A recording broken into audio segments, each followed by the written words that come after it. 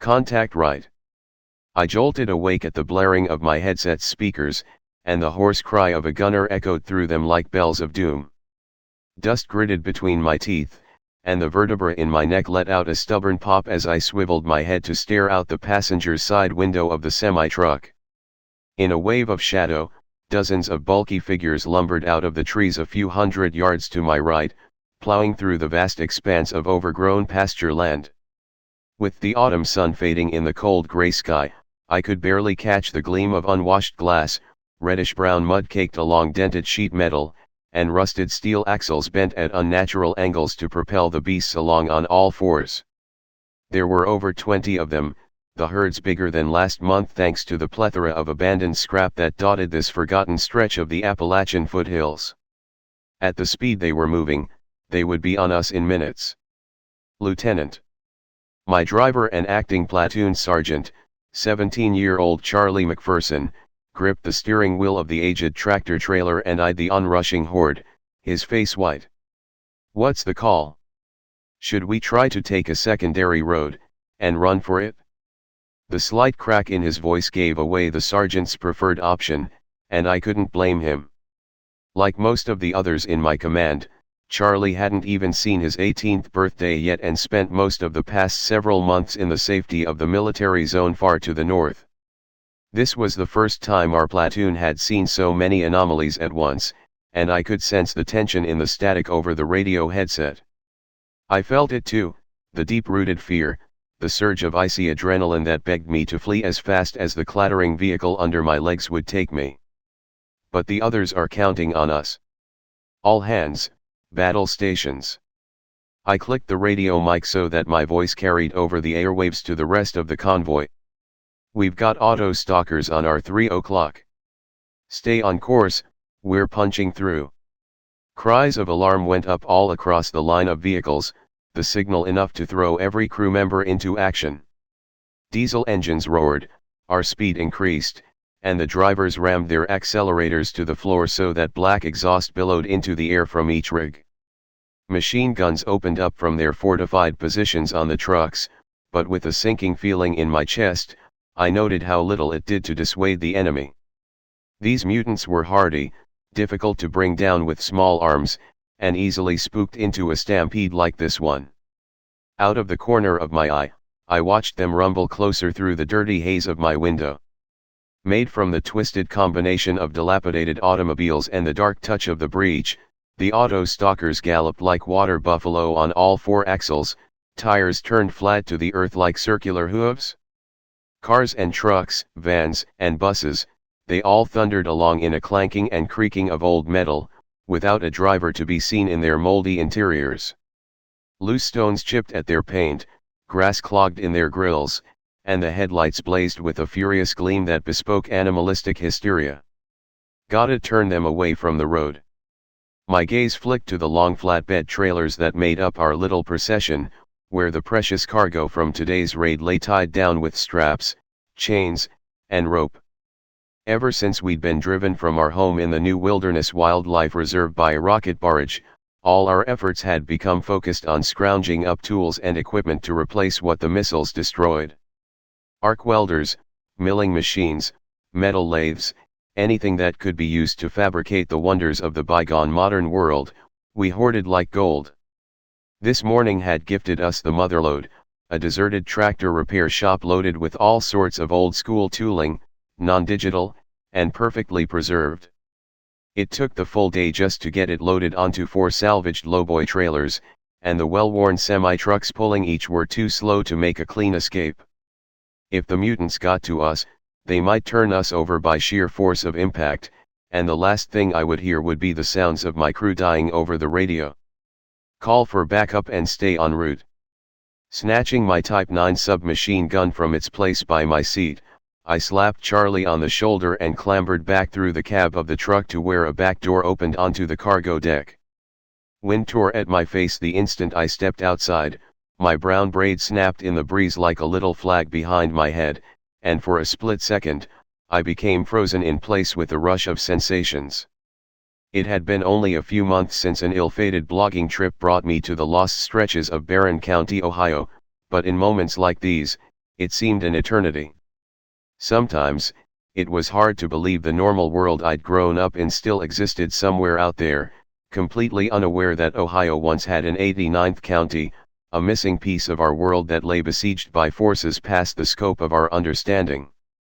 The mysterious phenomenon known only as the breach had opened sometime long before I'd arrived, only to spew radiation and electromagnetic energy into our world, creating twisted monsters from both natural and man-made sources alike. Under the endless assault, our fragile modern system collapsed, and nearly 3/4 of the civilian population were killed. Since then, the forces of New Wilderness struggled to keep the nightmarish tide at bay, all the while locked in battle with a shadowy organization known as Elsar, who sought to rule the county with an iron fist. Thus, my lazy days of shooting urban exploration footage and checking social media were long gone. Now I carried a submachine gun everywhere I went and led ranger patrols into the overgrown no-man's land that used to be normal countryside. It was a world so bizarre I wouldn't have believed it myself, but here I stood, and the memories came flooding back in a cascade of wonder, anger, fear, pain, and determination. Crash. The trailer shuddered under my brown combat boots with a heavy impact, and I blinked to drag myself back into the present. Drop the tire shields. Both feet pounded on the deck, and I ran to help the nearest of the crew with the task of lowering the sheet steel plates into position, our steps shaky under the swaying of the trailer. Each iron plate slid into its welded frame with a stout clank, made to guard our precious rubber tires from attack, and brass cartridge casings began to trickle onto the trailer bed as more Rangers opened fire. Gunners shuffled back and forth across the crowded deck to ferry ammunition to machine gun mounts bolted onto the armored sides of the trailer, while grenadiers clambered into high perches where they could rain explosives down on the wave of mutants.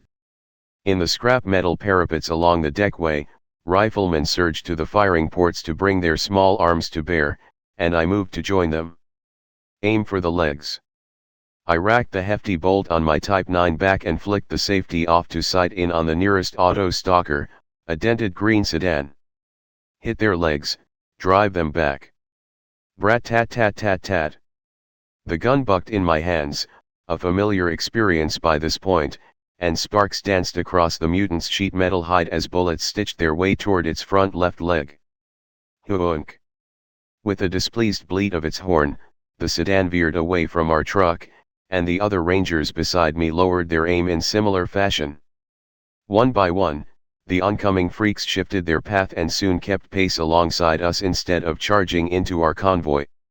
Still, I continued to fire with my men, knowing we couldn't stop until the creatures gave up their mad dash. Even for me, the task proved difficult. Curtains of brown mud splashed from the neglected roadway to smear across the trailer, and in the rattling chaos of the drive, it was all I could do to stay upright. The air tasted of damp rain, acidic diesel exhaust, and burned gunpowder, blurred into a solid constant with how fast we were moving. Wham! Our trailer let out an erratic squeal from its rear tires, and I almost fell over, only for my hand to snag the parapet at the last moment. "Lieutenant, there's a big one on your tail." Another of the drivers screamed through the radio headsets many of us wore, electronic communication a vital edge in this kind of ordeal. Indeed, a well-corroded red pickup truck rammed itself into the back of our rig with all the ferocity of an angry bull, one twisted end of its chrome front bumper hooked under our left side tire shield. The mutant rocked to try and shove the larger semi off the dilapidated pavement, rending metal with every thrash. "I've got him." On a raised mount above the trailer bed, one of the other Rangers yanked a long spear from a rack bolted next to his position, tugged a small metal pin from its tip, and hurled it down at the mutant. Kaboom! Bits of hot shrapnel whizzed through the air on the heels of the explosion, wood, glass, and metal shattered to pieces under the grenade lance. A piece hissed by my right ear, and I ducked out of instinct, but the mutated pickup trundled on, still locked in battle with our trailer's back end. Too much weight now rested on our right side tires, and I could taste the salty stench of burnt rubber on the back of my tongue, the brakes beginning to lock up under the strain. The second truck in our convoy backed off to avoid any more shrapnel, but this only slowed them down, and a churning in my guts told me that we'd hit a critical moment. Either we got that pickup off us, or our entire back section could go up in flames, and the convoy with it. I need to get higher. Desperate, I lunged for the rear of our trailer, vaulted over ancient bits of machine tools strapped down in great heaps, and didn't stop until I reached the rear gunner's perch. Each trailer had been outfitted to look like a rolling fort, not the most aerodynamic design, but solid enough to keep mutants from dragging our boys off the deck should we encounter them. Railings of sheet metal, old pipe, and angle iron adorned the ramparts, with small metal towers at the four corners of the trailer to act as perches for our gunners. Grenadiers also shared these posts, giving them a higher field of view to bring their homemade explosives to bear, hence the grenade lances in their various racks. Truth be told, the entire rig looked like something out of a demolition derby for the criminally insane, but it worked, at least, when it wasn't being smashed to pieces by a Rouge Auto stalker, anyway. Bounding to the foot of the nearest perch, I glanced up in time to see another lance streak downward as the red pickup hurled itself against the armored railing. Boom! An invisible hand seemed to punch me in the chest, and crushed the wind from my lungs. Heat seared my left cheek, and this time I tumbled to the deck along with several others as the shockwave knocked us down like rag dolls. Pain flared in my shoulder, the wild roll across the old trailer stopped by a pile of salvaged tires, and I winced at the Type 9 digging into my ribs. Over the ringing in my ears, I caught the screams of the others in my platoon, as truck number 2 slammed on its brakes to avoid the collision. Kreaok. Dazed, I craned my aching neck upward and gaped in horror. Oh no! Crumpled like a smashed soda can, the gunner's perch sagged toward the roadway, its metal supports ripped apart by the grenade. Most of the few Rangers who'd been atop it jumped to safety on the deck, but one hadn't managed to dismount. I watched in gut-wrenching dread as a skinny figure with red hair that poked out from under her helmet wrapped both arms around the ruined perch with all her strength. Her face white with panic, Lucille kicked in frantic efforts to climb onto the lower framework, but the rest of the metal had already begun to give way. The tips of her boots skipped over the road, and both pleading chestnut-brown eyes locked with mine. Covering fire. I scrambled toward her on all fours, my voice slipped into a high squeak, and renewed fear coursed through my veins. Guns barked, and bullets sang off the fire-blackened hood of the Chevy as it battered the warped perch from the opposite side, Lucille just out of its reach. With trembling limbs, I flung myself out onto the ruined superstructure and climbed hand over hand down the struts. 13-year-old Lucille Campbell had been one of the many children who I helped escape from the military zone in the city of Black Oak. Her older sister, Andrea, had entrusted Lucille's well-being to me. While not all those I'd led to New Wilderness had become members of 4th Platoon, Lucille practically glued herself to me from day one, and I'd come to think of her like a sister of my own. To see her there, hanging by a fate's thread, made my heart come to a complete stop in my chest. I can't lose her, not like that. How could I look Andrea in the face? How could I look at myself in the mirror? Pull me up, please. Lucille's hand slid on the rusted struts, but each movement only bent the angle iron even more so that her doom inched closer. Hold on. On impulse, I tried to crawl across the ladder to her, but even with my slender frame, it was too much weight on the tattered supports. Just hold on, I'll get you. Stay still. Despite my words, I discovered there was no way I could get to her from the deck. She hung too far out of reach for me to reel her in with a lance pole or a rope, and my mind raced in crazed need for a solution that wouldn't manifest. With tightening lungs, I backed up onto the trailer, and cast around for something, anything, to save her. Creak creak crunch. My mouth fell open, and Lucille's expression sank in despair. The tower struts groaned, and before I could so much as twitch, the weakened structure gave out. No. Time slowed, and I couldn't hear my voice calling her name, couldn't feel the wind, smell the burned rubber of the tires, or taste the sour gunpowder residue between my teeth. Lucille tumbled downwards, and the red pickup shoved its way under the falling gunner's perch to ram into the back of the trailer once more. Thud. Two well-worn bootheels flew into the air, and Lucille hurtled into the moldy bed of the red auto stalker, landing so hard I heard her steel helmet thunk off the floor. The mutant seemed to detect something astride its back and writhed like a bucking bronco. Under this assault, the remnants of the gunner's perch tore free, and in the next second the horde of oncoming mutants smashed it flat in a squeal of rattling metal. Like a roller in a pinball machine, Lucille bounced around in the back of the rusty red pickup, her body limp, and the indecisiveness inside me snapped. This is going to hurt. Teeth gritted, I backed up a few steps and sprinted at the end of the trailer. Icy wind pushed me into the sky, the pulse roared in my temple, and I soared over the whirling asphalt as the rest of the crew panicked over the radio. Whack! Sharp pain blazed through the arches of my feet, and I came down in the peeling metal of the pickup truck's bed, missing the tailgate with my head by a few inches. Its strap tangled against my shoulder, the Type 9 wedged itself against my right armpit in a constrictive knot. Around us the world turned to a sea of melted colors as the rig pulled away, and I tried to right myself, but the beast tossed me from side to side, the rusted steel battering me without mercy. I'm going to die. With a hard jerk, the radio headset swung loose around my neck, my elbow crashed into the corner of the truck bed until the arm went numb, and the herd surrounded us so that I lost sight of the convoy. My lips flooded with the metallic trace of blood, and I wanted to vomit from the constant spinning motion but couldn't for the terror that pulsated through my bloodstream. Please, I don't want to, not yet. Bracing my legs against the cold rails of the truck bed, I managed to snag Lucille by the leather war belt around her waist and dragged the girl to me. She didn't move, blood running from her nose, but neither of us could have done much with the other auto stalkers slamming the old pickup in their stampede to surge past us. I thumbed a small carabiner on my belt into a loop on hers and did my best to cushion Lucille's head from any further impacts, though my own body took on a terrible beating. For all my efforts, I couldn't reach for either of my guns, or even my knife, not that it would have helped against the machinery of the auto stalker.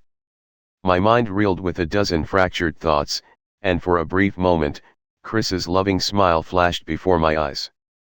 I didn't even get to say goodbye. Under my bruised spine, the pickup rattled over thick underbrush, and a wall of dripping evergreen trees closed in. Wham!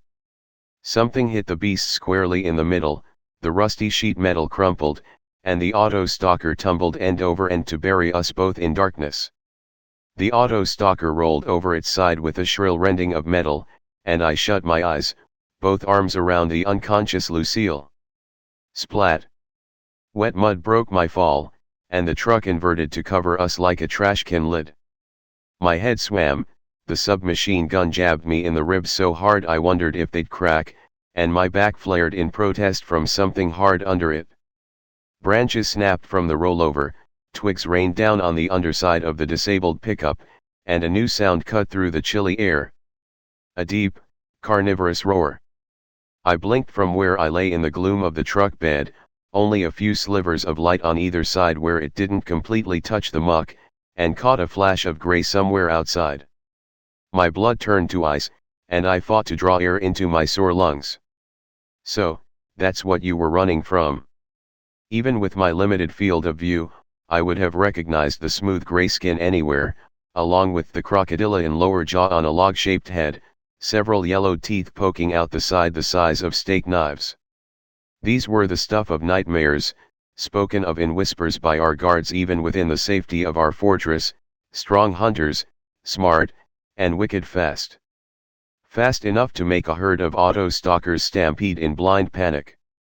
Long black claws gripped the bedside of the truck mere inches from my grimy face, and the upside-down auto stalker let out a long-horn blast of pain as unseen jaws ripped into its exposed metal belly. Sinews squelched and popped, rubbery flesh squished between teeth, and thick dribbles of an off-orange fluid began to trickle down between the rusted holes in the truck bed, the lifeblood of a sunlight-adapted techno. The predators outside chewed the alien meat hidden beneath the charred hood of the fallen red pickup, and more of their clawed brethren padded closer across the mud as the rest of the auto-stalker herd fled into the distance. Birch crawlers. From where I huddled in the cold muck, I could smell their rancid breath, hear their chittering reptilian grunts, and sense triumphant glee in how they tore at the pickup above us.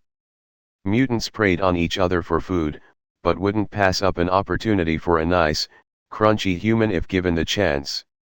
If they flipped the truck for any reason, the beasts would be right on top of us. Heart pounding in my chest, I scuttled on my side with Lucille in tow until I reached the back of the truck bed and fumbled for my pistol with one tingly arm. Above me, the chewing stopped, and a muffled sniff made the pulse roar in my eardrums. They know. Born without eyes, birch crawlers were still top-tier predators, and some of the fiercest organics that existed in the zone. Their log-shaped, twig-fringed heads bore enough sensory glands to smell the pheromones released by an animal in fear, and their smooth skin could pick up the slightest movement in the ground beneath their feet. Strong as a gorilla and fast as a horse, they could only be brought down by a hail of well-placed bullets, and in the cramped wreck of the auto-stalker, my Type 9 lay stuck behind my shoulder blade. Even if I could empty my handgun into the first one, it wouldn't be enough for an entire pack of these monsters, and from what I could tell, there were easily 4 or 5 out there. I had only one option left, and it almost frightened me more than the mutants did. Almost. A long row of jagged yellow teeth lowered into view, the red gums in between signifying yet another sunlight-adapted mutant. They were all slowly doing that, molting their nocturnal restrictions, and soon would spill out into the wider world. Not all survived their first step into the sunshine, but enough did, and this one had passed that test of biology. I could sense the hunger in its throaty growl, the anticipation in how its foreclaws twitched, another valuable kill ripe for the taking. They likely had young somewhere, I figured, little ones that needed feeding, and I would make a nice addition to their food hoard. Holstering my pistol, I slid both dirty palms over Lucille's ears and forced myself to breathe slower. I couldn't run, had no hope to resist for more than a few seconds, but I refused to go without a fight. Unlike the auto-stalker, I wasn't some witless grazer this thing could devour with impunity. If the beasts wanted my flesh, they'd pay for it because I wasn't as human as they thought. I licked my dry lips, tasted metallic blood, and clenched my teeth. All right then, freak show, you leave me no choice. Both my eyes drifted shut even as the truck bed lifted away, and I ignored the sickly sweet breath that gushed hot against my face. Every muscle relaxed, and I put all my remaining energy into concentration, the prehistoric teeth poised on either side of my head, death a hair's breadth away. Every fiber of my body vibrated, my skin wriggled, and the blood burned within my veins like fire. Sockets popped under my ears, tendons in my face stretched, and from deep within myself rose a powerful foreign tide as the focus took over. My jaw elongated, each lung swelled, and like a bomb I erupted with a high, piercing scream that ripped the air apart. In my mind's eye, I saw again the road from so many visions before, a rain-soaked gravel spit in the darkness, stretching on forever between the dripping trees. Cold rain kissed my skin, thick clay earth squished between my bare's hands and feet, and thunder above called to me like cathedral bells. For the briefest of moments, I thought I glimpsed a shadow against the dream-state horizon, a tall lumbering figure that made whispers course through my brain. As the long, alien screech reached its height, a single bolt of lightning slashed through the otherworldly memory, and the forest around me tumbled into eerie silence. Crunch. Unsure how much time had passed, I craned my neck to one side, eyes still shut, my energy drained from the screech. Static hummed in my skull, my pulse throbbed, and I fought the overwhelming urge to pass out. Like a statue I seemed frozen in the seated position I'd taken, rubbery and numb from the sheer exertion of the past 5 minutes. This always happened, a constant side effect to my unusual capabilities, and the chief reason I hadn't dared to use it in defense of the convoy. The sound could easily pop eardrums, make someone pass out, or even kill them, but never before had something dared to approach after I'd let loose one of my screams. Crunch. Despite the ringing in their depths, my extra-sensitive ears picked up the footsteps not far to my left, a pair of bipedal feet that trampled the underbrush with slow, methodical steps. Could they be human? I didn't need to reach for Lucille to know it wasn't her. She lay by my side, her unmoving head propped against my right thigh. No, it had to be someone else, and from how they moved, I decided they couldn't be one of our rangers coming to my rescue. Crunch. Deep inside, the shrill voice of common sense begged me to run, to open my eyes, to look and see what was so close it could have reached out to touch me, but my body still refused to fully awaken. I'd overdone it this time, could feel it in my joints, muscles, and lungs. Only on a few occasions had I used the scream before, and even then, never with such intensity. It occurred to me that it would be a great tragic irony if I died from my own desperate attempts at survival, and on the heels of that thought came a chilly realization. What if I knew exactly who stood not 6 feet in front of me in the autumn muck? The footsteps fell silent, and my weary heart skipped a terrified beat. There's still too much light, it can't be him. Heavy boot soles creaked, and someone crouched down to be face level with me. My fuzzy mind whirled with the sensation of a pair of eyes that watched my haggard face, enough to send a river of frigid adrenaline down my spine. There was no mistaking it, he was there, had been there from the start, waiting until I was too weak to fight. I'd given him the perfect opportunity, immobilized myself, and I fought with ragged despair against my exhausted paralysis. Something solid and heavy settled in my lap, placed there by unseen hands, and I tensed to await the inevitable. With how vulnerable I was in this half-sedated state, Vesatoric couldn't possibly pass up such a chance to finish what he'd started weeks ago. Surely he'd see my newfound life as an insult to his power, the silver tattoos covering my scars a taunt, the flits of honey yellow in my hair a challenge, and the semi-luminescent gold in my irises enough to invoke abyssal rage in the name of his dark god. It was his fault that I'd ended up like this in the first place. It had been by Vesatoric's cruel wooden blade that I ceased to be fully human. Vroom. Somewhere in the distance, engines roared, growing closer by the second. The boots in front of me shuffled in the carpet of churned clay and wet leaves to tramp away into the forest. I couldn't so much as utter a confused gasp and they were gone, leaving me alone in confused silence. What just happened? As if on cue, Lucille's head stirred from its place on my hip, and she let out a small grunt of pain. Where are we? A dam broke loose in my head, dizziness swamped my brain in a wave of static, and I gasped for air. It took a monumental effort to open my eyes, but I found myself staring up at the red, orange, and pink streaks of sunset, and a red-haired figure that peered at me in concern. Gotta move. I pushed the words through set teeth and dragged myself to my feet, head spinning. Can't stay here past dark. You okay? Truth be told, Lucille looked about as bad as I felt. Having pulled off the steel helmet mass issued to our recruits from the old militia's stockpiles of New Wilderness, her crimson hair lay in a tangled mess around her pale face. Darker red blood coated her lips from where it ran out of her nose, and she had a nasty bruise welling up under her right eye. Mud, pine needles, and dead leaves smeared the forest green uniform jacket that the women of Ark River worked hard to make, intended to replace our old New Wilderness polo shirts with something more practical. One of her boots had come unlaced, and Lucille's rank patch on her right arm, a single brown chevron stitched to the cloth, had torn enough that it would need restitching. Lucille heft her olive green helmet to stare at a large dent in the back with wide brown eyes. I think so. My head hurts, though. Can you check and see if my brains are coming out? At that, I let a tiny ghost of a smile creep across my face. Lucille had come a long way from the sulking 13-year-old who left Black Oak, and at times I almost forgot that she was 7 years my junior. So many of our force now consisted of people who wouldn't have legally been able to buy a beer in the normal world, but carried rifles in a war most adults hadn't survived. It was cruel in some ways that their childhood had been stolen from them, but I supposed it beat dying with the thousands who fell in the early days of the breach. Instead of school field trips, she's going to remember raids on trenches. Crazy.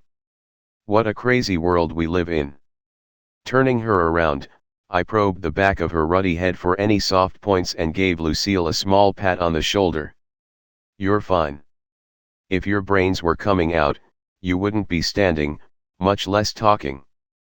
That's why we wear the dorky helmets. At that, Lucille made a sheepish, red-faced grin, and blinked at the carnage around her. Yeah, I guess so. Thanks, for coming back for me. I thought I was a goner. You and me both, kid. The red auto stalker lay on its side a few feet away, the metal body shredded like a potato chip bag, glass shattered into tiny crystalline bits, and the engine compartment a mess of greasy brown sinew. All the freaks all had some level of mutated black tissue that held them together at their core, either plant-based or animal-based. Like most other species when they adapted to sunlight, it turned color to become healthier and more docile. Granted, docile for mutants often just meant slightly less aggressive, but since the forests were crawling with them, we would take any break we could get. Relieved to be in one piece, I went to take a step forward, and my foot kicked something dense. Looking down, I frowned at a square object, covered in a tight wrapping of dead leaves. What the? Ice tingled through my veins once more, and the strange footsteps echoed in my mind to remind me that even with the mutants gone, we still weren't safe. Bending into a stiff crouch, I scooped the object up and peeled away the leaves to unleash a horrid stench of wood rot, mold, and damp earth. Lucille covered her nose with one hand and coughed at the smell but inched closer to peer over my shoulder.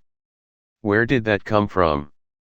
Puzzled, I didn't answer her and narrowed my eyes at the strange new thing in my hands.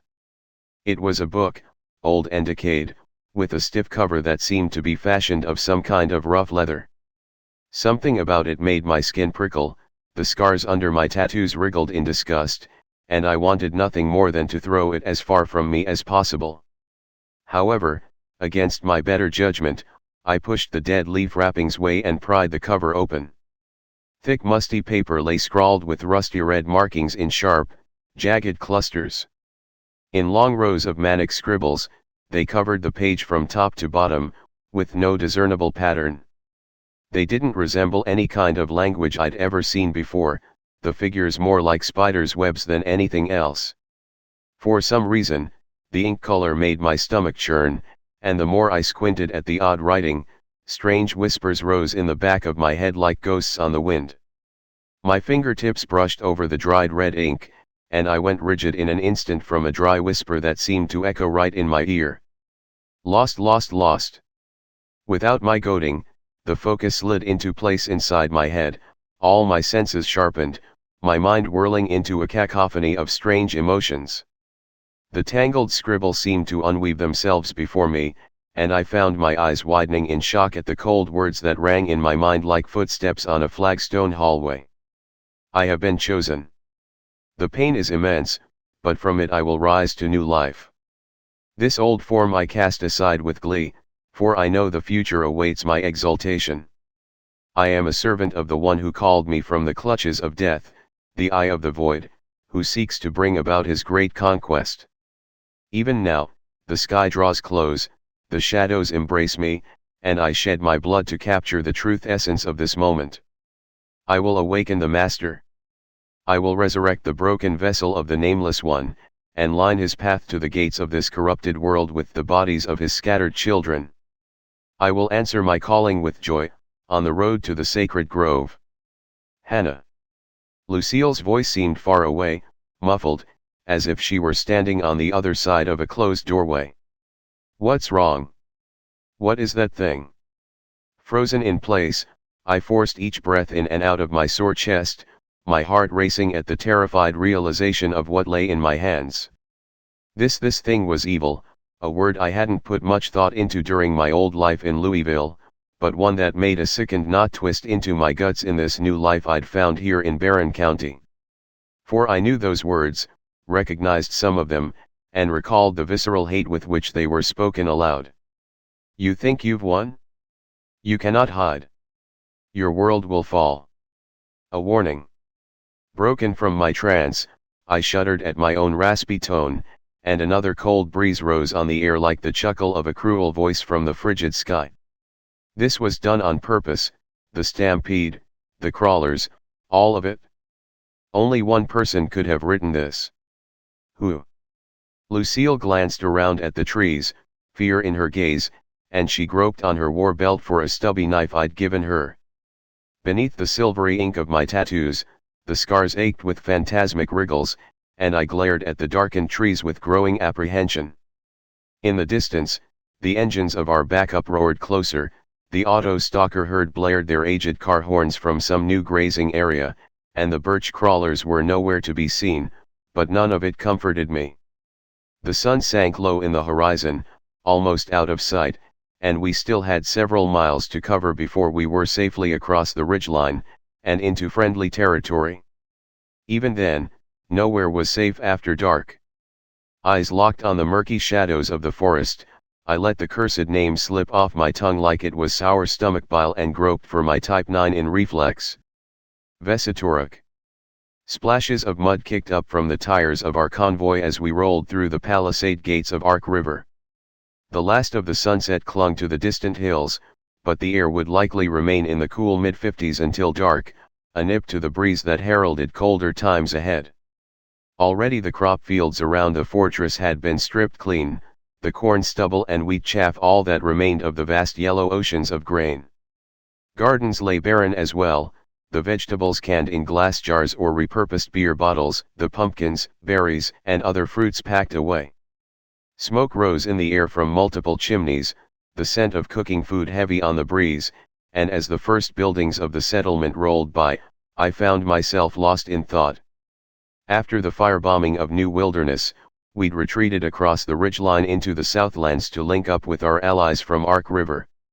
Tucked within the ridgeline's protective embrace, the congregation had built a fortress town around their tiny church, scavenging seed, livestock, and tools from local abandoned farms.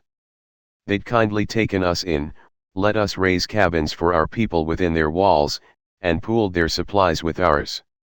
Their warriors served beside our rangers, they allowed the devout among our ranks to worship with them, and their stablo masters even taught our soldiers how to ride the large bone-faced whitetail that they domesticated like horses.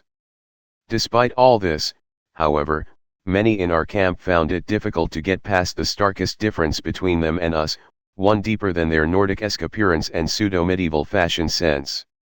At once time, nearly all of the people in Ark River hadn't been human. They waved as we drove in, their bright smiles and fair skin almost as vivid as their golden hair. Many were hard at work, tending to animals, weaving on big wooden looms in front of their respective cabins, or splitting firewood for the long winter ahead.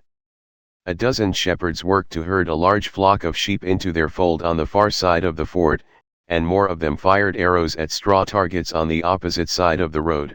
The rifle range closed down for now as ammunition needed to be conserved. But it was at the end of the lane, at the old cemetery next to the white-clapboard church, where the largest crowd of them gathered. I heard the first scream before I even saw it and shuddered despite myself. Whoa! From his seat behind the wheel of the battered semi-truck, Charlie stared with blatant shock. Eyes on the road.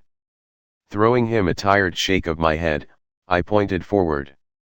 It's nothing to concern yourself with. They're fine. Truth be told, even after all this time, the redemption ceremony that gave the Ark River folk life still made me feel uneasy. The unnerving screams of pain and shock, the crying and weeping, the pale nude figures that broke from their charcoal black cocoons to emerge into the world fully grown, it burned itself into my mind with photographic clarity. In my head, I could smell the sour brownish black grease, heard the crunch as the cocoons splintered apart, and see the relieved faces of the onlookers as they swooped in to embrace their new kin. They couldn't help it, I knew that, who could change how, where, or when they were born after all? We were birthed from blood and tissue, they began life somewhere else, somewhere deep within the void from whence all the mutants came, formed from mud and rot, nightmarish to behold. Only the sunlight could change them, turn them into people who could speak, think, and love as we did. You'd think they were killing them. Lucille craned her neck from the armored compartment behind me to peer through a firing slot cut into height of the semi's cab. I looked down at my grubby hands, and tried not to see the milky white eyes, peg-toothed grins, and gray faces of the puppets as they chased me through the darkness of my dreams. You screamed too when you were born but had the privilege of being too young to remember, birthed to parents who loved you, with a childhood to explore the world. They get none of that, they wake up drowning in those shells, and have to claw their way out, fully aware of what is happening. No family, no memories, just sudden raw existence. As we rumbled past, a familiar blonde woman looked back from the crowd to see us, and waved to me with a smile that was half joyous, half apologetic. She still didn't have much of a roundness to her belly yet, the baby not far along, but the girl never missed a redemption ceremony for her people, the event too important to forego. Wife to the leader of their order, and matriarch to all the women born from the redemption, Eve was a symbol of how badly the Ark River folk wanted to continue their race in the natural way, as the numerous married couples amongst them showed. In that way, they'd been fortunate, or blessed as she often said, with dozens of the women now expecting, though this number was still rather small given that they numbered close to 700 by now. Pregnancy rates were rising, but I could tell in the way Eve's husband spoke every time I saw him, with lines on Adam's forehead and creases in his smile, that it wasn't as fast as he'd hoped. They suffered casualties just the same as our rangers did whenever a patrol ran into mutants or else our mercenaries, and being able to replenish their losses weighed heavily on their patriarch's mind. Sooner or later, we're going to run out of puppets to convert, right? Then what? How many of them will remain, and for how long?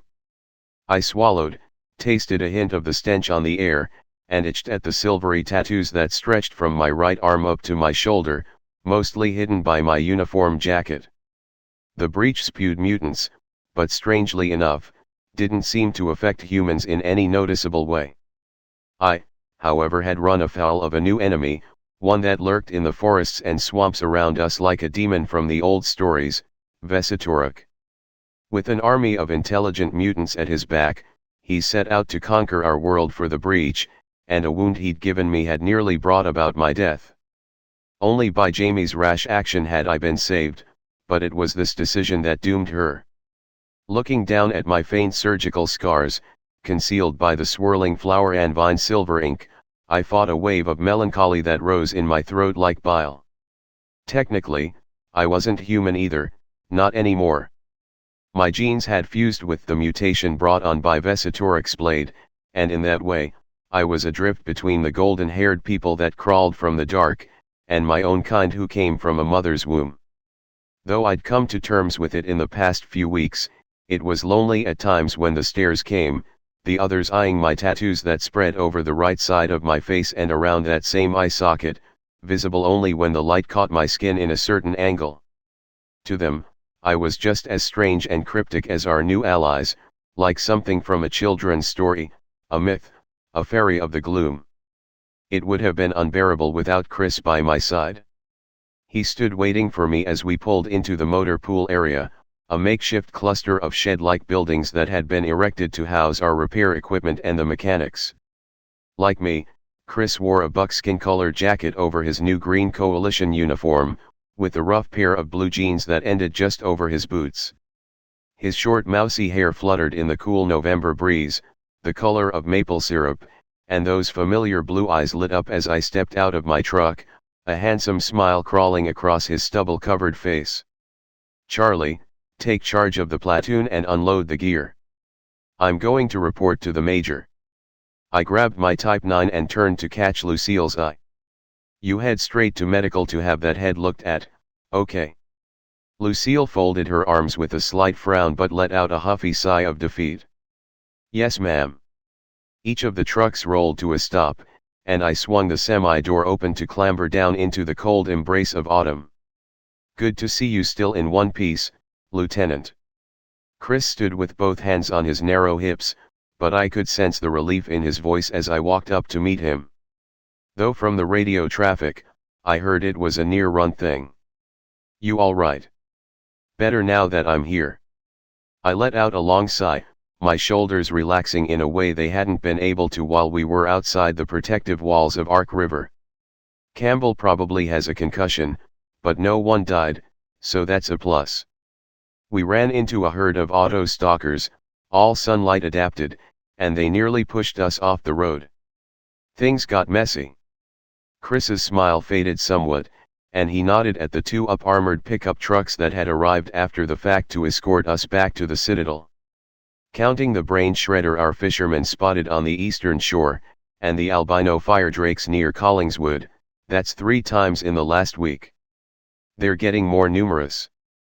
We're going to have to send out escorts even in broad daylight from now on. There's more. Hefting my submachine gun sling on one shoulder, I followed him into the mechanical barn, and up a set of wooden steps to the second-story loft where small apartments had been made for both rangers and workers who didn't yet have tents or cabins. I found something. Or, rather, someone found me.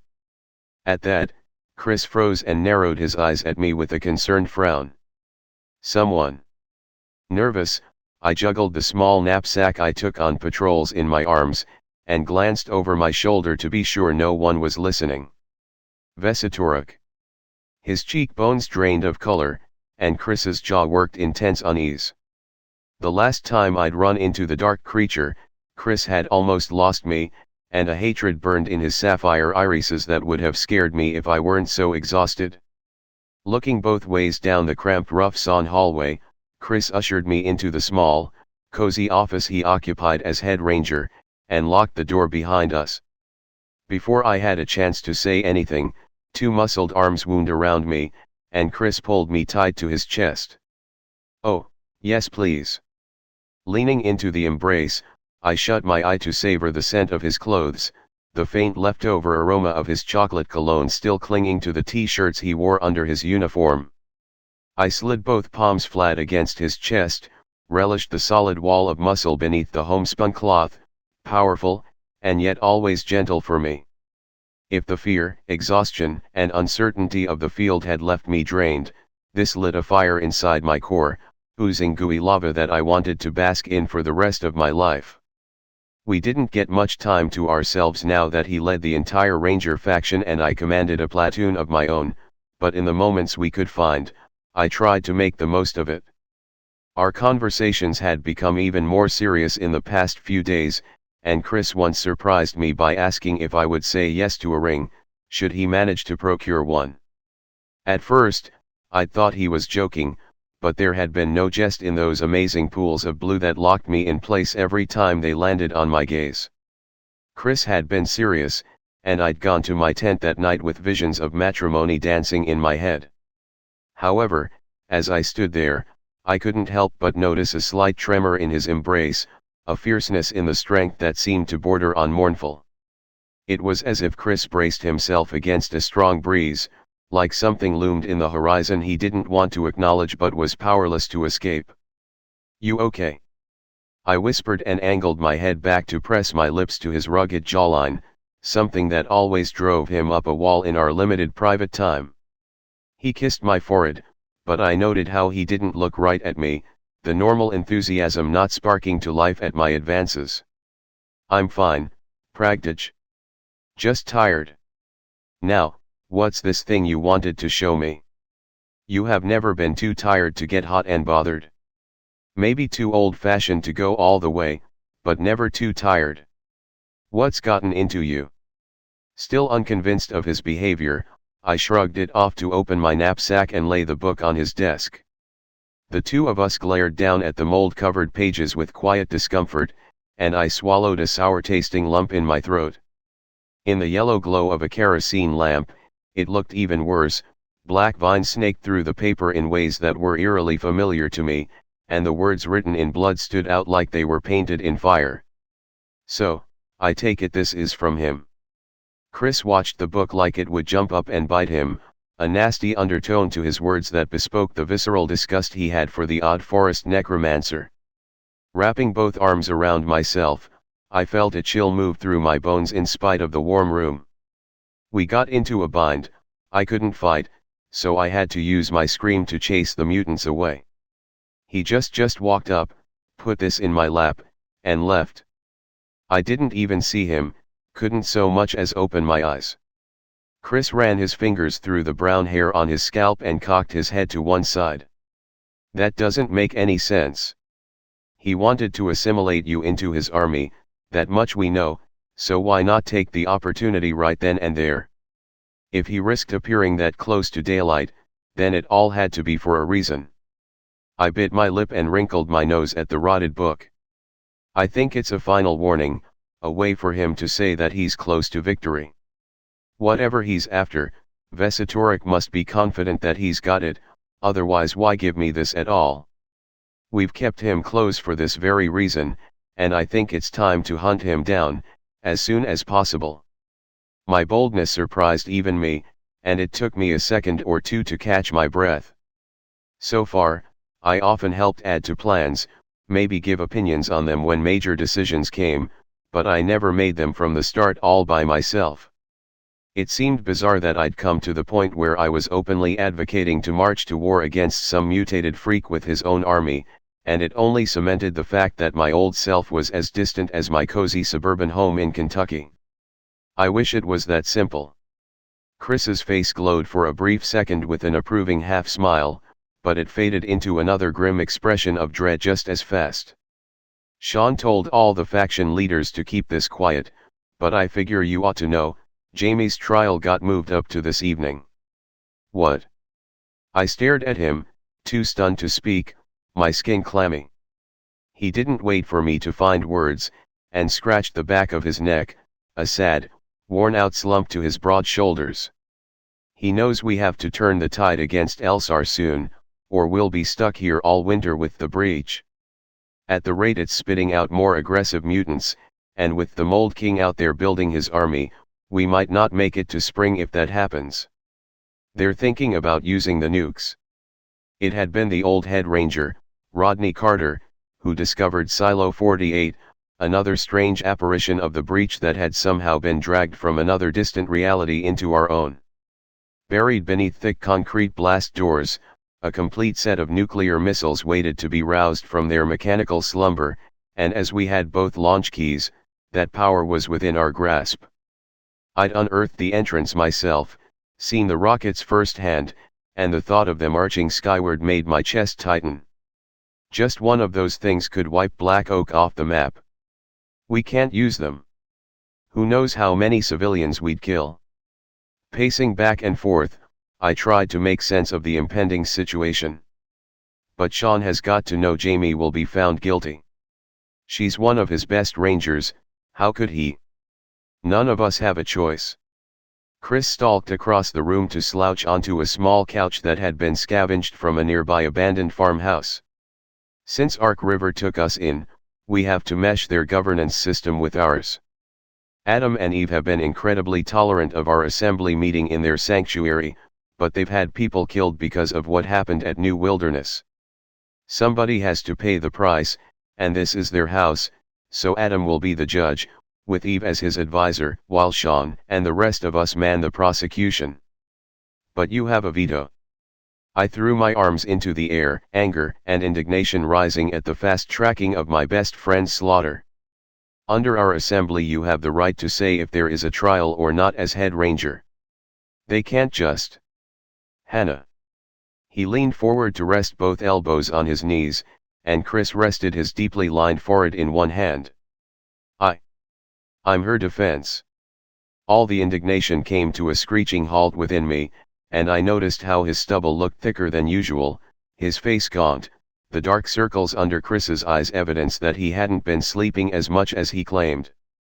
I wondered if he'd taken enough time to get his share of the rations ladled out in the mess tent every day, and I knew him well enough that it was very possible Chris hadn't. He's running himself ragged, trying to handle all this on his own. Stubborn man. Jamie was right about him being hard-headed.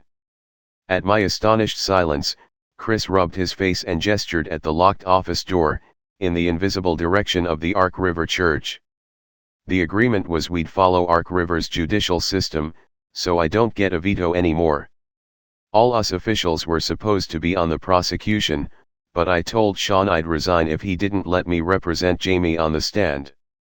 I know she will hate me for it, but otherwise she'll go without anyone to speak on her behalf. Weak with shock, I stumbled down onto the couch beside him and stammered.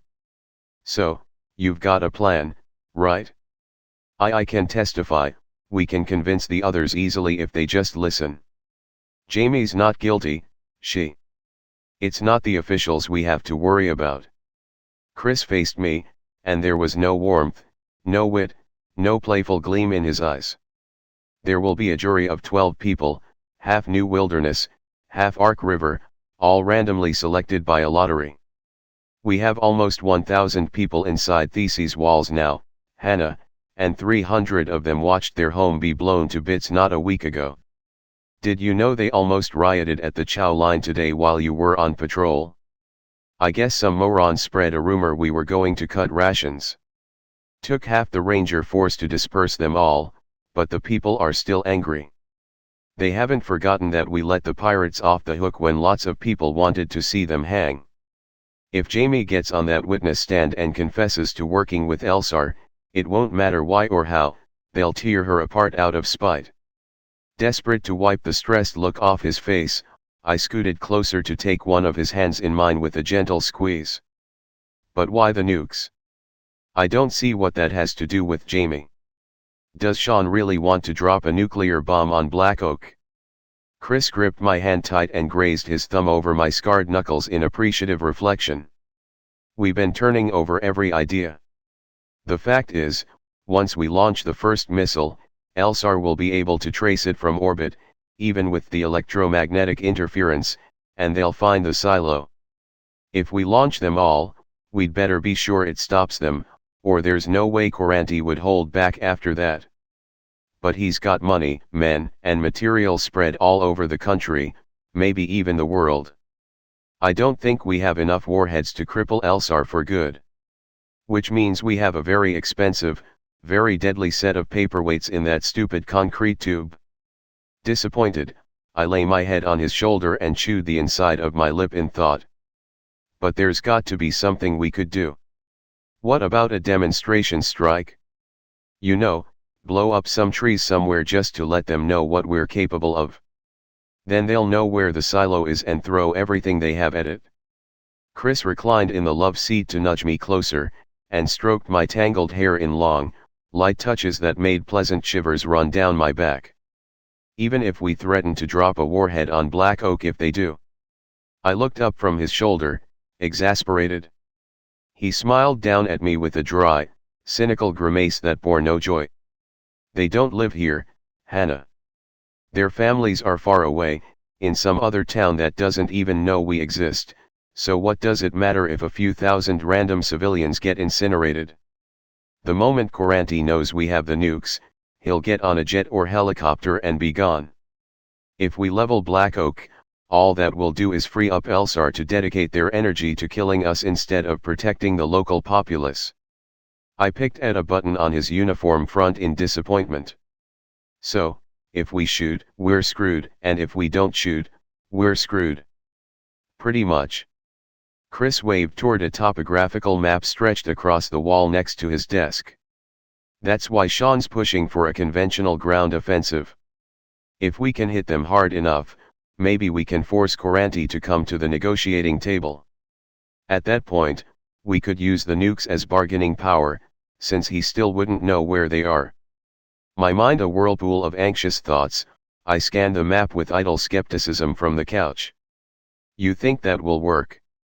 His body tensed under my arms, and Chris seemed to stare right through the faded paper map, his expression stony. I think whatever we do, thousands of innocent people are going to die, and it won't change anything. As you've seen, Vesatorik is still out there, and our scouts have been finding more signs of his army in the north and south. I reckon he's biding his time, waiting until either the war or winter makes us too weak to fight back. Exactly why I need to find a way to kill him. Sitting upright, I nodded. So, we take him out first. That's what I've been saying from the beginning. If there's enough of us, Vesatoric can't fight us all. Maybe, maybe not. I was there last time, Hannah. He nearly wiped out our convoy, and almost killed you. The fingers of his free hand brushed at the clasp on his pistol belt in idle reflex, and Chris seemed lost in dismal thought. Peter shot him point blank, and if that didn't bring him down, I'm not sure what will. Smoothing one palm over his broad chest in a bid to bring something like a smile back to his worried face, I raised one curious eyebrow. You still think we can negotiate a peace deal? He shrugged with melancholy hope, and the arm around my shoulders drew tighter. I want to believe it's possible, Pragtich. The sooner we end the war, the better. But I've been thinking about beyond that, about what happens after. After. To be honest, I hadn't thought of it for a while now. Day in and out, I'd been so focused on survival that the prospect of a peaceful future rarely occurred to me. I guess we'd leave. I mean, we can't stay here. But Chris studied the map on the wall before him with a newfound gleam in his eye, like the flicker of an idea rested just on the edge of his mind. Why not? How sleep-deprived are you? I blinked, unsure if this was some sort of murky joke or not. Are you serious? Chris, this place is full of monsters. There are things out there that hunt us like rabbits. We've got no gas stations, no internet, we don't even have indoor plumbing anymore. And yet here we are, still alive. He turned to me, a fierceness in his expression that both startled and intrigued me. Hannah, we have an opportunity here that no one has had for 200 years. The whole world doesn't know this place exists, which means if we win this war it's ours, all ours. To do what with? I wound my fingers up in the lapel of his shirt, doing my best to act coy, but in secretly hanging on his every word. Chris sat up straighter, his energy returned, a new zeal alight inside him. Start over. A new country, a new civilization, from the ground up. There's still enough people here to repopulate without a genetic bottleneck, and with Black Oak intact we could reinstate the Constitution, overhaul the power grid, activate some of the old oil pumps and refine the crude. We could get the cars running, clear the roads, build small forts in the countryside to protect the farms. No more politicians in DC telling us what to do, no more men like Coranti running our lives, just us and the wilderness like it was always meant to be. We could be free, Hannah, truly free for the first time in a century. What about your house? Doing my best not to get too swept up in the idea right away, I remembered some of the things he'd told me of his old life before Barron County, of a house he'd almost managed to pay off before Elsar shot him down inside the county lines. What about my parents? Chris, I get what you're saying, but if we stay, we might never see any of it again. His eyes bored into mine with laser-like intensity, and I saw longing there, so deep and wild that it made my heart skip a beat. I know. But I'm starting to wonder if we'll get that option regardless. Elsar is weak enough we might be able to push them out of the north, but they have too many units on the border for us to evacuate everyone. If we want to leave, it would mean a small amount of us escaping, while the others are left behind. Which is unacceptable. My tongue stuck to the roof of my mouth, and I wrestled with my own wonder at his idea. Could we really build a new country all our own, on the ashes of what the breach had destroyed? Could we not only survive here, but thrive, and raise children in a world where monsters existed outside of our nightmares? Anyone that came after us would never know the amazing technology we'd grown up with, the vast knowledge of the internet, the glittering amusement of video games, or the sumptuous delights of easy modern cuisine.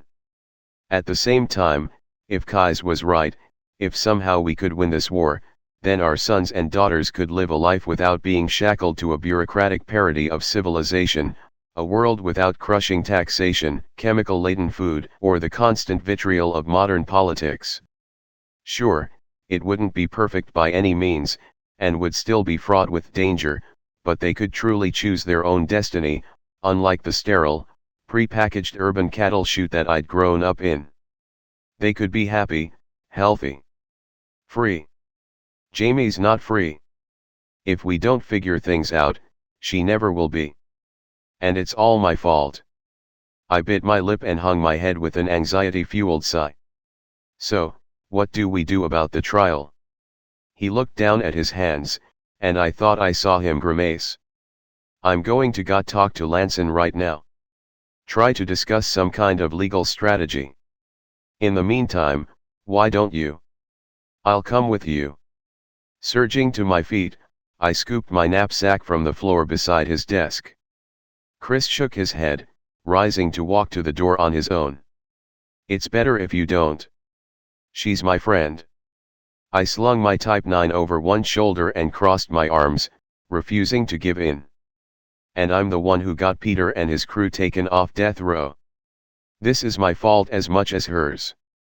Pausing at the door handle, he watched me for a long while, and something in his gaze seemed to struggle, like Chris wanted to say something, but couldn't find the words.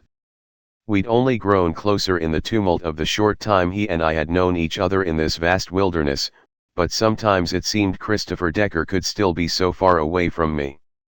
Part of me assumed that a good day's rest, some food, and maybe some generous affection on my part could help mitigate it, but I had the sneaking suspicion that Jamie's ordeal likely weighed on him in more ways than I could know. They had been more than friends once before, and while I trusted him with all my heart, I knew bonds like that didn't just fade away. If it hurt me to know Jamie Lanson stood on the knife's edge of being condemned, I could only imagine what it was doing to the man who had broken her heart. Okay. The ghost of an appreciative smile flitted over his handsome face, and Chris held the door for me with his typical chivalric bow. Why don't you bring the book, and we can ask her opinion on it? Besides, she might actually eat something if you're there.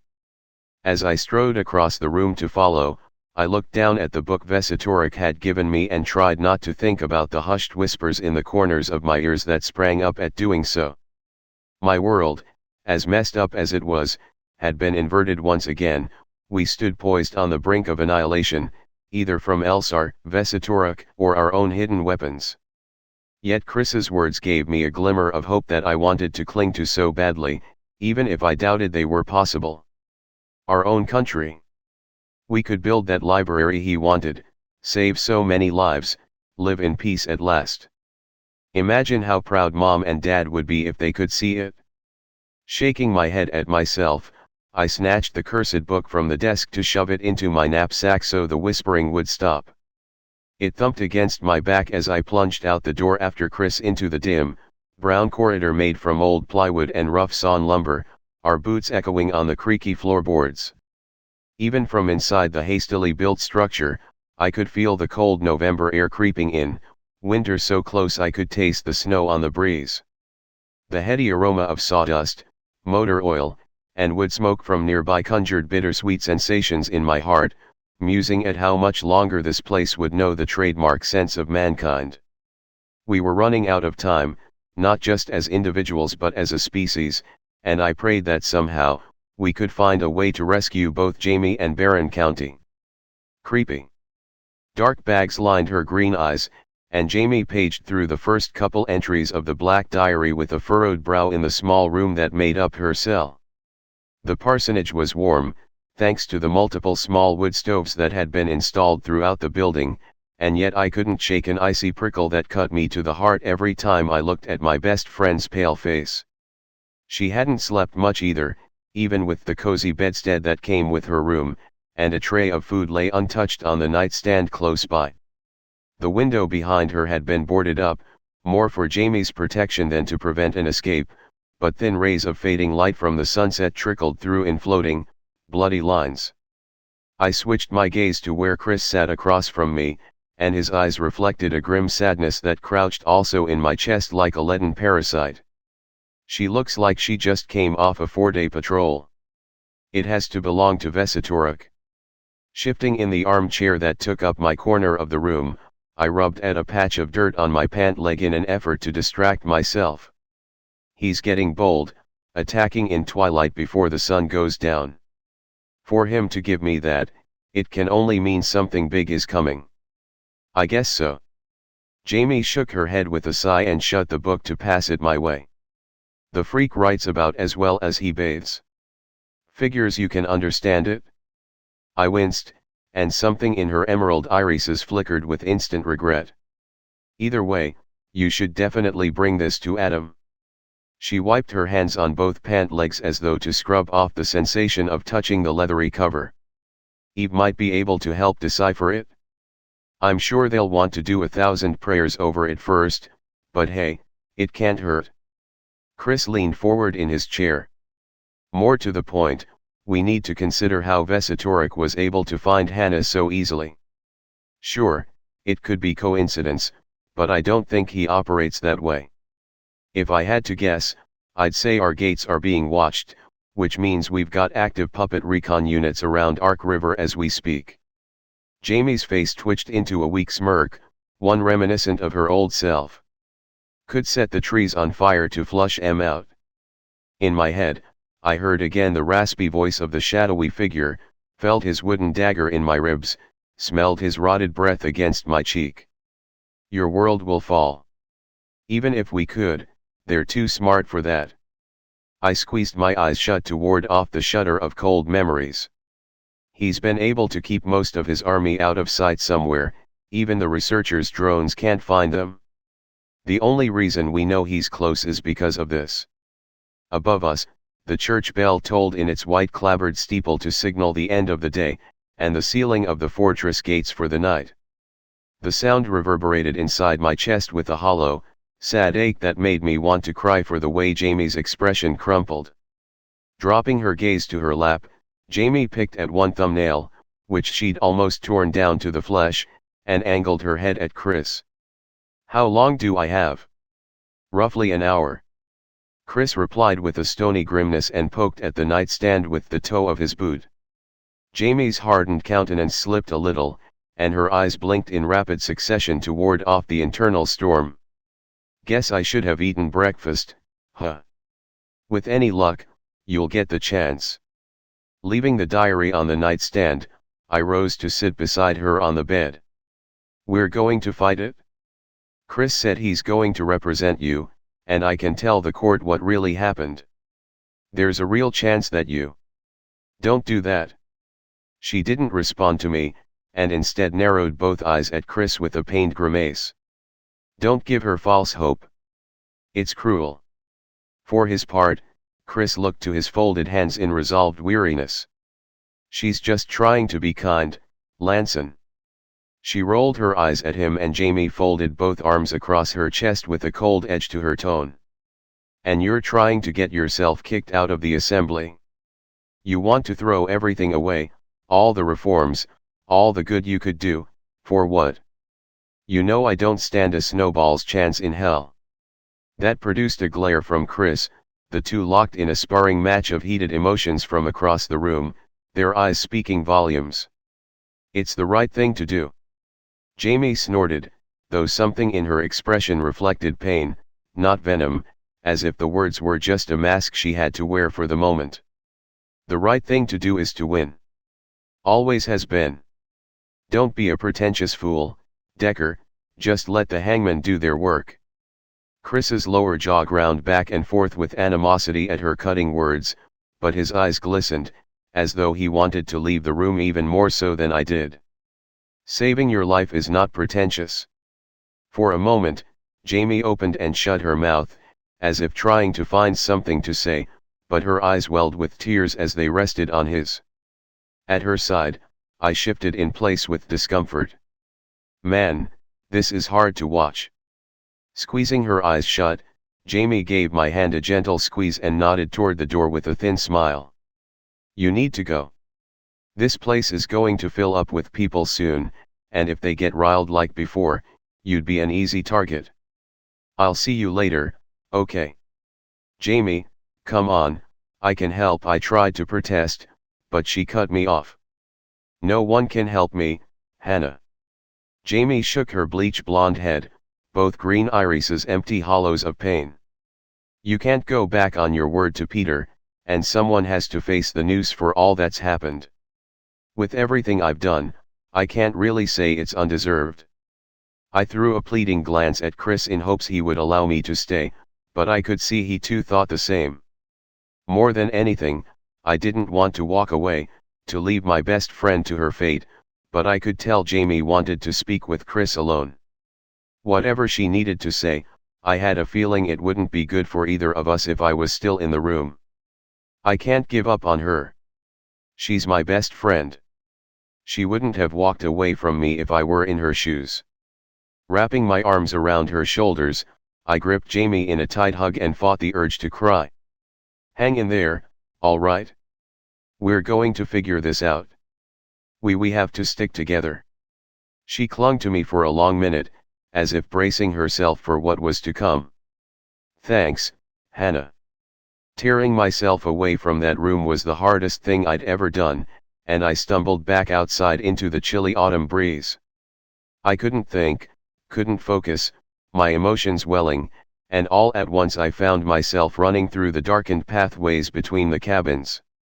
Night had fallen quickly, the sky heavy with soot-black clouds, another rainstorm on its way.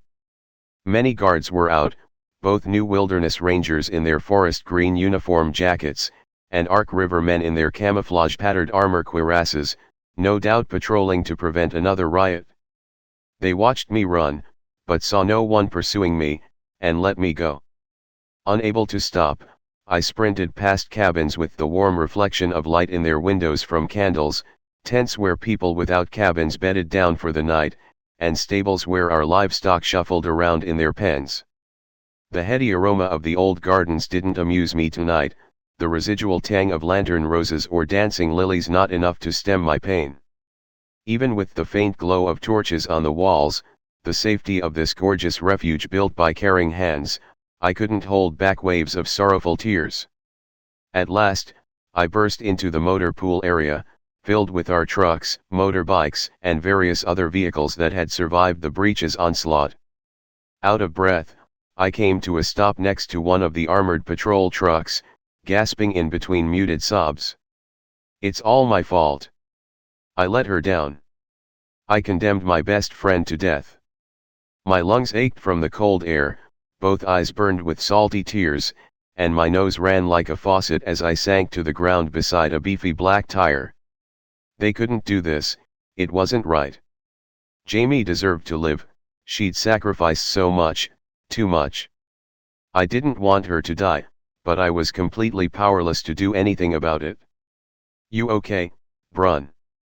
I jumped despite myself and looked down to find Ethan Sanderson squinting up at me from a shop creeper, his overalls smudged with grease, a gray plastic headlamp atop his grimy forehead. How I hadn't noticed the spread of loose tools around this vehicle, I didn't know, but my face heated to embarrassed levels at the knowledge that he'd been given a front row seat to my meltdown. "Why yet?" Trying to wipe at my eyes, though the tears refused to stop, I avoided his line of sight. "I'm just a little tired. Sorry if I bothered you." He rolled out from under the truck, and sat up, wiping his hands on a nearby rag. "You're good. I was just getting in some last-minute checks before the big push. Sean's been working with Chris on a plan, from what I heard." Without another word, I attempted to stand, my legs tingling from the run, and tripped over a loose shoelace. Ethan didn't comment on my clumsy floundering and waited for me to right myself before he waved a stainless steel ratchet at the truck he sat beside. "Don't suppose you could lend me a hand? I'm not doing any good elsewhere." Giving up on a dignified flight, I crouched next to where he sat beside a wheel hub and swabbed at my face with my uniform sleeve. Ethan Sanderson had been leader of the worker faction ever since the first uprising against Rodney Carter in New Wilderness. I didn't know much about his personal life, as he was a quiet man, who mostly kept his nose in his labor. Big, burly, with faint tattoos on both arms and a shaggy head of brownish blonde hair with stubble to match, He would have terrified me if we'd met in a dark parking lot, the walking embodiment of a police report waiting to happen. Instead, he'd earned a reputation amongst the people for being soft-spoken, kind-hearted, and hard-working, a constant champion of the average survivor. He frequently worked long hours to give his crew more time off, and even negotiated rations or wages with other factions to get the best settlement for everyone. He hated the formal trappings of being an assembly official, and resented the grandiose schemes of people like Rodney Carter or Dr. O'Brien for how they often trampled on the civilian population. It was rumored he'd been part of a street gang in his youth, hence the tattoos, but no one could know for sure. If Ethan did have a criminal past, it didn't seem to bother our commander, Sean Hammond, who was himself an ex-cop and as straight-laced as they came. They were known to be good friends, and Ethan's loyalty to Sean was unquestionable, an odd dichotomy that stood out for how very different they dressed, talked, and dealt with problems. Ethan peered into the shadows under the truck and gestured to a part on the axle with one grimy finger. "See that little metal nipple right there? That's a grease fitting. We've got to pump fresh grease into all of them to keep the bearings rolling, or they'll wear out sooner, and we ain't getting no spare parts anytime soon. It's a two-man job, since this old grease gun won't stay on there under pressure, so I hold, you pump." I nodded and handed him the tools he needed as he asked for them, my mind a jumbled swirl of messy thoughts. How had it come to this? I'd only ever wanted to help people, to be kind, fair, good. In the moment, I'd thought sparing Peter and his crew of child pirates from the noose to be the right thing to do, had felt vindicated when they turned Captain Grapeshot's besieging troops against him, and helped us escape before Elsar's rockets could destroy us all. Yet, in doing so, I'd all but put the rope around Jamie's neck myself. The people demanded justice for the lives lost in that attack, and if the murdering, slave-taking, child-torturing pirates weren't going to be punished, then someone else had to be. The more I considered it now, the more obvious it seemed from the start. I had been a fool, a naive starry-eyed fool, thinking I was saving the world without getting anyone hurt. Jamie had been right all along, both about the people, and about me. She would have done the right thing from the start. He held the nozzle of a grease gun onto the fitting and Ethan gave me a curt nod as I clung to the handle of the thing. "Go ahead." I worked the cold metal handle and watched purple-red synthetic grease ooze out of the joint in the truck with a satisfying crinkle. We moved on to the next one, and the next, working in silent tandem amidst the salty scent of oil, grease, and diesel fuel. The entire time, I blinked at tears in my eyes, daubing at my face with my cuff so as not to rub grease on myself by accident. Longboards had been laid down around the new mechanical garage to act as a boardwalk, and these kept us both off the muddy grass of the fort's interior, though they were cold and hard under my elbows. The night air grew colder by the minute, but not so bad that I couldn't stand it, my breath fogging in the air with thin, wispy clouds. Tiny snowflakes fluttered down here and there, a preamble December's imminent arrival, and somewhere outside the palisade walls, various creatures screeched into the night with their eerie songs. "Okay. That's the last of 'em. I think it's break time." Ethan sat back and made a satisfied grunt at the truck. He produced a small newspaper-wrapped bundle from his toolbox and peeled it open to reveal a simple ham sandwich with a few uneven slices of cheese, which he broke in half to offer me. Though I wasn't hungry in the least, I accepted the food, and we sat side by side with our backs to the truck, staring out at the tent lines and cabins of Ark River, lit by distant campfires, torches, and flashlights. "Kendra made this." Ethan chewed his sandwich half thoughtfully. "Makes me one every day she can, even though I told her she don't have to. Doesn't matter how tired she is, if she ain't feelin' well, she's up at dawn every time, making these." I gulped down a sip of water from my canteen and sighed, my contemplations still back in the church with my doomed friend. "It's good." Ethan brushed some crumbs from his oil-stained clothes. "She's a good woman, Kendra. Been through a lot. You know she was one of the original crew back at New Wilderness. No, I didn't. Idly, I examined the grain of the wheat bread, thinking of how Jamie had given me her slice of cornbread on my first day there. Silence reigned between us for a moment. She lost a friend, early on. As if trying to divine what to say from the callus on his weathered palms, Ethan looked down at his hands. Guess the breach took her, way back in February before it all kicked off. When we first got together, Kendra would sometimes cry herself to sleep over it. He turned to look at me, and I caught a gleam of genuine pity in his oak brown eyes. I think she pushes herself so hard because deep down, Kendra feels like it's her fault. She wants to believe if she'd done more, listened more, maybe the girl wouldn't have done what she did, but sometimes life ain't kind, even to the best of people. She couldn't have stopped all this any more than you or I. I knew what he was driving at, and while it felt humiliating to open up to someone I didn't know all too well, at the moment, I had no one else. They're going to hang Jamie. He picked at his short, oily fingernails with a dismal nod. Yeah, I was in the meeting. And you'll be on the prosecution stand to hang her. She did it to protect me. I glared out at the camp with resentful bitterness for how peaceful it seemed. I know she helped O'Brien, I know that people died because of it, but do we really have to kill her? Ethan sat quiet for a minute, and threw a glance over his shoulder, as if checking to be sure no one else was around. You know, they caught one of our worker boys trying to corner an Ark River girl a few nights ago in the barn. He was too drunk to pin her down, but he'd torn up her clothes pretty good, and her face was a mass of bruises when we got there. Seeing as how it was one of mine, I told Sean and Adam I'd take care of it, since I didn't want another riot.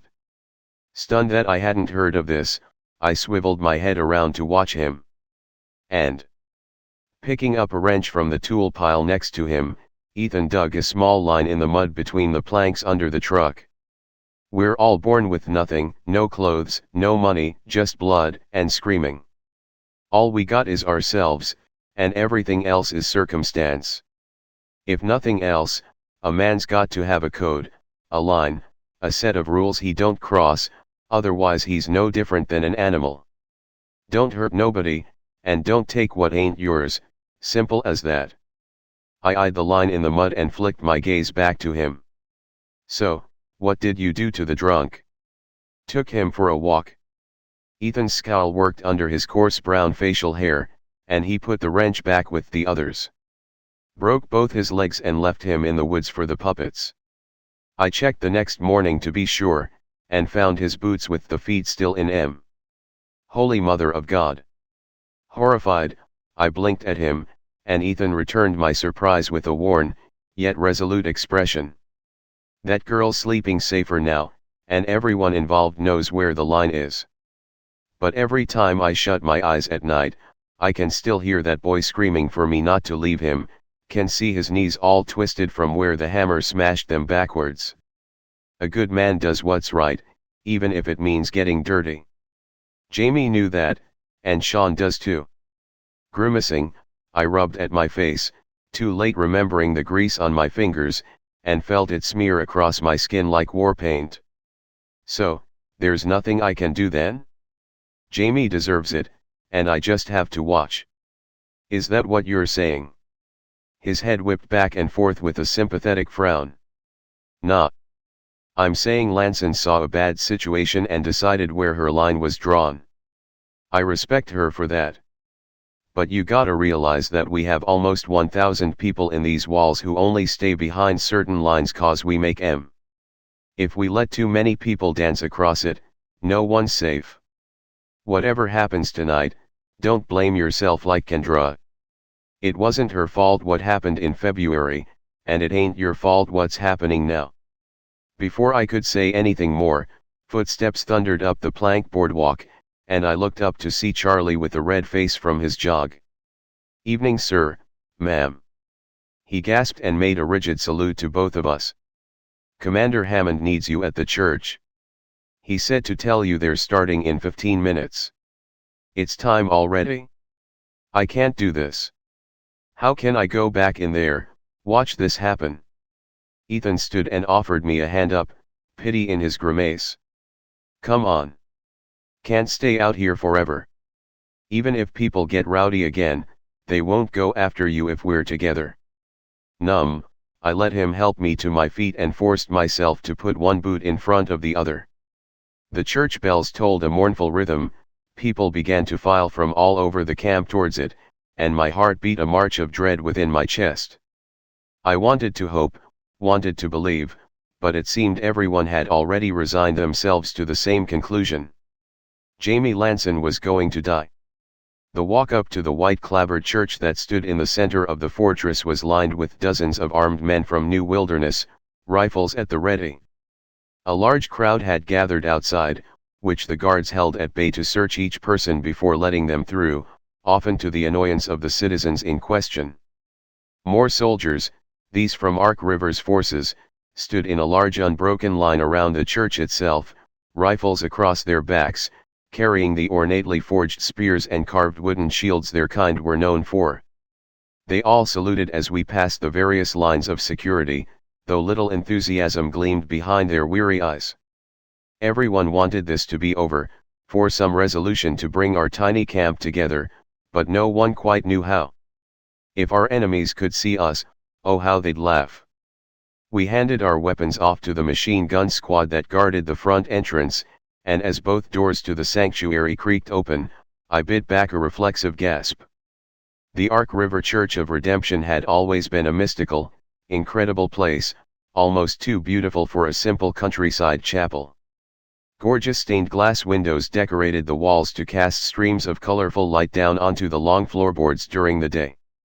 Carvings were etched on the various pews that now lined the walls, removed long ago from their customary rows in the center of the room for the sizable congregation to sit side by side on the floor during worship. Animals and birds, plants, and landscapes from another time, all adorned the old wooden benches in the Christian lore of the creation of the world, to end with the first man and woman walking hand in hand into the sunset. Candles burned in various facets on the walls or in tall candelabras in corners, and it gave the entire room a warm yellow hue, with a large crucifix in the front of the room overlooking it all. There in the doorframe, my eyes connected with the letters carved into the wooden cross, the indentations painted with metallic golden lacquer so that it glowed in the candle light. I still didn't know where I stood on religion, but this place always took my breath away for its sheer presence, and that name burned itself into my mind like a shimmering meteor in the sky. Daring to stare at it a moment longer, I let my timid guard down and reached out inside my head with a silent plea to the great unknown. Adonai. They say you're a God of mercy. If that's true, I could use your help right about now. Hey. A hand touched my shoulder to jolt me from the trance, and I felt my face grow hot with embarrassment as Ethan directed me out of the doorway so more people could step inside. We took our places at opposite tables in the front of the hall, the only two such things in the room, both made of simple pine construction. Chris already waited for me at ours, and it hit me as I sat down on the rigid handmade chair that we were the only one seated as the defense. Seeming to read my mind, Chris made a grim half-smile. I'll do most of the talking, and I'll be right here if they ask you to speak. No matter what happens, you have to stay calm, okay? We don't want to encourage any kind of outbursts from the crowd. People filled in the seats along the walls, and large mats had been laid out in the back for those who didn't get a bench to sit on. I doubted we'd be able to fit everyone into a building smaller than my high school auditorium, but it seemed there'd be a few hundred packed in here at least. More rangers stalked the aisles, guiding people to fill in the empty seats, and cordoning off the chairs arrayed at the front of the room. The center held more rugs and mats, only the front half left open for the proceedings. Ark River denizens sat on one side of the hall, New Wilderness on the other, and I suspected this was as much to keep peace as it was to distribute the crowd swarming through the front doors. A sickened knot twisted in my stomach, and I wrapped both arms around myself, tan winter jacket still on over my uniform despite the rising temperature.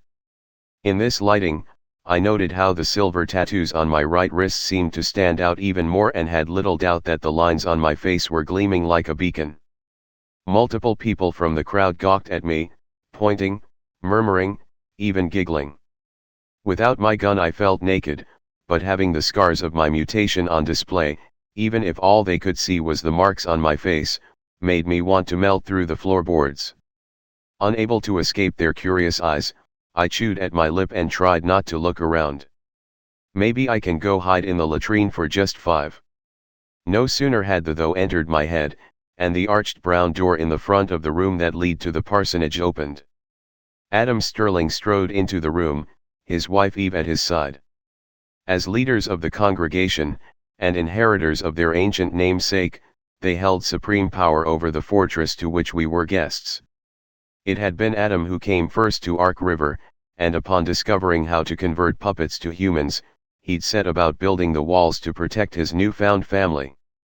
Eve had been instrumental in the fort's survival, her natural abilities and intuition allowing her to tame the bone-faced whitetail they rode like horses, discern poisonous breech-made plants from edible ones, and tending to new converts with serene kindness. In this moment, however, they walked together to ornate wooden chairs that had been set facing the room in front of the pulpit, Adam's made of dark-stained oak, Eve's of light-finished pine. They both wore white garments in the pseudo-medieval fashion the Ark River folk loved so much, him a tunic and trousers, her a long dress that came to her ankles. Both were barefooted, Eve's honey-colored hair woven into a long braid that streamed from a circlet of polished silver atop her ears, and Adam wore a similar band on his short-cropped head. The metal had been forged to look like branches from a tree, the leaves so finely crafted as to shine like mirrors in the candle light, doubtless another example of the extraordinary skill of their blacksmiths. No swords hung by their hips, though Adam carried a large, dark leather-bound book which I guessed to be a copy of the Holy Bible along with a sheaf of white papers, and Eve bore a small wooden mallet in her hand to serve as a gavel. Their faces were stern, and with their free hands, they clung to each other, pale fingers entwined in resolute union. Upon reaching their seats, Adam and Eve set their items down on a small table between the chairs and faced the crowd. Everyone fell into a reverent silence, and from where I sat, couldn't help but undergo a shiver of uncanny wonder. Likely it had been at their people's own insistence that the crowns had been made, but I had to admit, it was a spectacular sight. With the complete lack of any modern lights, the rows of armored guards that flanked the onlookers, and the sweeping beauty of the room itself, the entire scene gave me goosebumps for how similar it was to pictures I had seen in an older copy of The Lord of the Rings at my high school library. From Lost in the Woods, to leaders of the civilized world. If any of us survive all this, our grandchildren will think we were in league with elves or something. All hail the King and Queen of the Southlands. Up the center aisle in the main hall, Sean Hammond, Ethan Sanderson, and Sandra Abernathy marched in solemn procession to take up their spots at the table to the left of Chris and I. As leaders of the other factions in our fledgling assembly, they were the prosecution, and my heart sank at the way they didn't look our way, as if they couldn't bring themselves to meet our eyes. I call into session this, the first court of our age. Adam laid the Bible on the table in front of him, and laced both hands behind his back, a stern expression on his face as his eyes panned the entire crowd. Long ago, our kind was thrust from paradise because of disobedience, one that doomed all creation. Ever since then, the path of justice has been a hard but necessary one, in light of our debt to God as sinful creatures. It is in the shadow of that debt that we stand today. At those words, he and Eve turned to face the wooden cross behind them at the front of the room, and they both knelt. Each took off their silver crowns and placed them at the foot of the crucifix with a bow of their heads, and I noted how the Ark River half of the room seemed to get the cue to join hands in prayer. Our Father, who art in heaven. With the words rising on the air from the multitude, the New Wilderness side caught on, and either bowed their heads to join, or simply waited in silent respect. Not knowing enough about religious things to know all the words they spoke, I simply sat there with my head bowed, hoping that if there was a God out there, that he didn't completely hate Jamie Lanson. The prayer concluded, and Adam helped his wife to her feet, the two of them circling round their chairs to sit at last. With a tap of his gavel, Adam nodded at the back of the room. "Bring in the prisoner."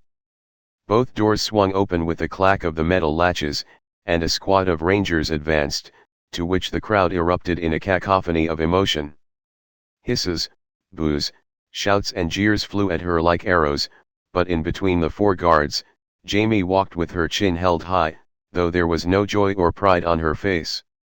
She had a pair of steel handcuffs on her wrists, and the blackened metal stood in sharp contrast to her sheet-white skin, enough that I could see her tremble ever so slightly. A few people tried to get closer but were kept back by the multiple rangers in the room, and I felt my heart twinge in pain at the words that echoed through the already stuffy air. "Murderer! Liar! Traitor!" Within minutes, a few hecklers were thrown to the ground to be hauled out in cuffs, as they couldn't help but try and jump the cordon to get at her. The worst of the behavior seemed to come from the New Wilderness side of the room, but I couldn't miss the frowns of disdain from a few of the Ark River folk. Clearly, they didn't think much of our conduct in their holy place, and while I couldn't blame them for that, more than one churchgoer narrowed their golden eyes at Jamie with obvious contempt. It was a madhouse, and only the constant hammering of Adam's gavel brought some level of calm back to the room. "Jamie Belladonna Lanson," he spoke with a graveness to his voice that sent chills through me, and at his side, Eve looked on with a stoic impassivity that made my spirits fail. They were some of the kindest, warmest, most forgiving people I'd ever known, and to see them regard Jamie with such coldness only drove home the reality of Chris's words. "Someone has to pay the price. You stand accused of conspiracy to commit arson, theft, trading in defense secrets, conspiring with the enemy, and espionage in a time of war." Adam shuffled his papers, and went on, the charges moving into a second page of valuable white stock. "You also charged with hampering the investigation into the murder of 2 Ark River soldiers, aiding in the deaths of those killed in the October rocket attack, as well as human trafficking, kidnapping, and high treason. In the face of these charges, how do you plead?" The guards placed Jamie on a mat before the 2 judges' seats, in front of the defense and prosecution tables, so that she sat on her knees with both chained wrists in her lap. From where she knelt, Jamie didn't even raise her head, both defeated green irises on the monocles on her wrists. "Guilty?" "No."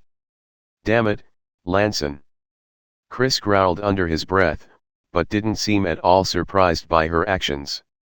Myself, I whirled to look at the prosecution table in astonishment. It didn't make any sense. How were we supposed to defend her if Jamie openly admitted to being guilty? How were they all so calm about it? What on earth had I missed? I wanted to scream, to jump up and run to her, to beg, plead, even threaten anyone who would listen, but I couldn't move. It seemed as if my blood had become lead, and all I could do was sit there, fighting a cascade of hot salty tears that brimmed my eyes as the spectacle unfolded in front of me. Eve blinked down at Jamie from where she sat, a moderate form of surprise across her angelic face. "You confess to these crimes?" Jamie at last did look up at them both and nodded. I do, Your Honor." "You do understand the seriousness of this?" Adam leaned forward, and something in his eyes flickered with a look close to pity, as if he hated being a judge as much as Jamie hated being the defendant. "Treason has only one punishment, as commanded by God. Betrayal of this magnitude demands a death sentence." My muscles twitched in a spasm of despair, but Chris's hand clamped down on my arm to keep me still. "Easy," he whispered, his face set in a tired wince. "You have to trust me on this. Let me handle it." With that, Chris stood from the defendant's table and strode out into the center beside Jamie. "Actually, Your Honor, the defense objects to the insinuation that Jamie alone bears responsibility for these charges." Adam waved for him to continue and reclined in his chair with a raised eyebrow. "Please, explain." Chris turned to face the assembly, a bead of nervous sweat on his forehead, but retained his cool assurance despite it. While it is true that Jamie participated in much of the previously mentioned crimes, it should be noted that their chief architect was none other than Dr. Alicia O'Brien, who operated as an undercover spy for Elsar, and pressured Jamie into helping her during a moment of supreme vulnerability. Such as, from her pine throne, Eve cocked her head to one side in intrigue. Chris seemed to stumble over his words for a moment. "I'm sorry." She gestured to Jamie, and Eve's brow furrowed in confusion. "This supreme vulnerability you speak of.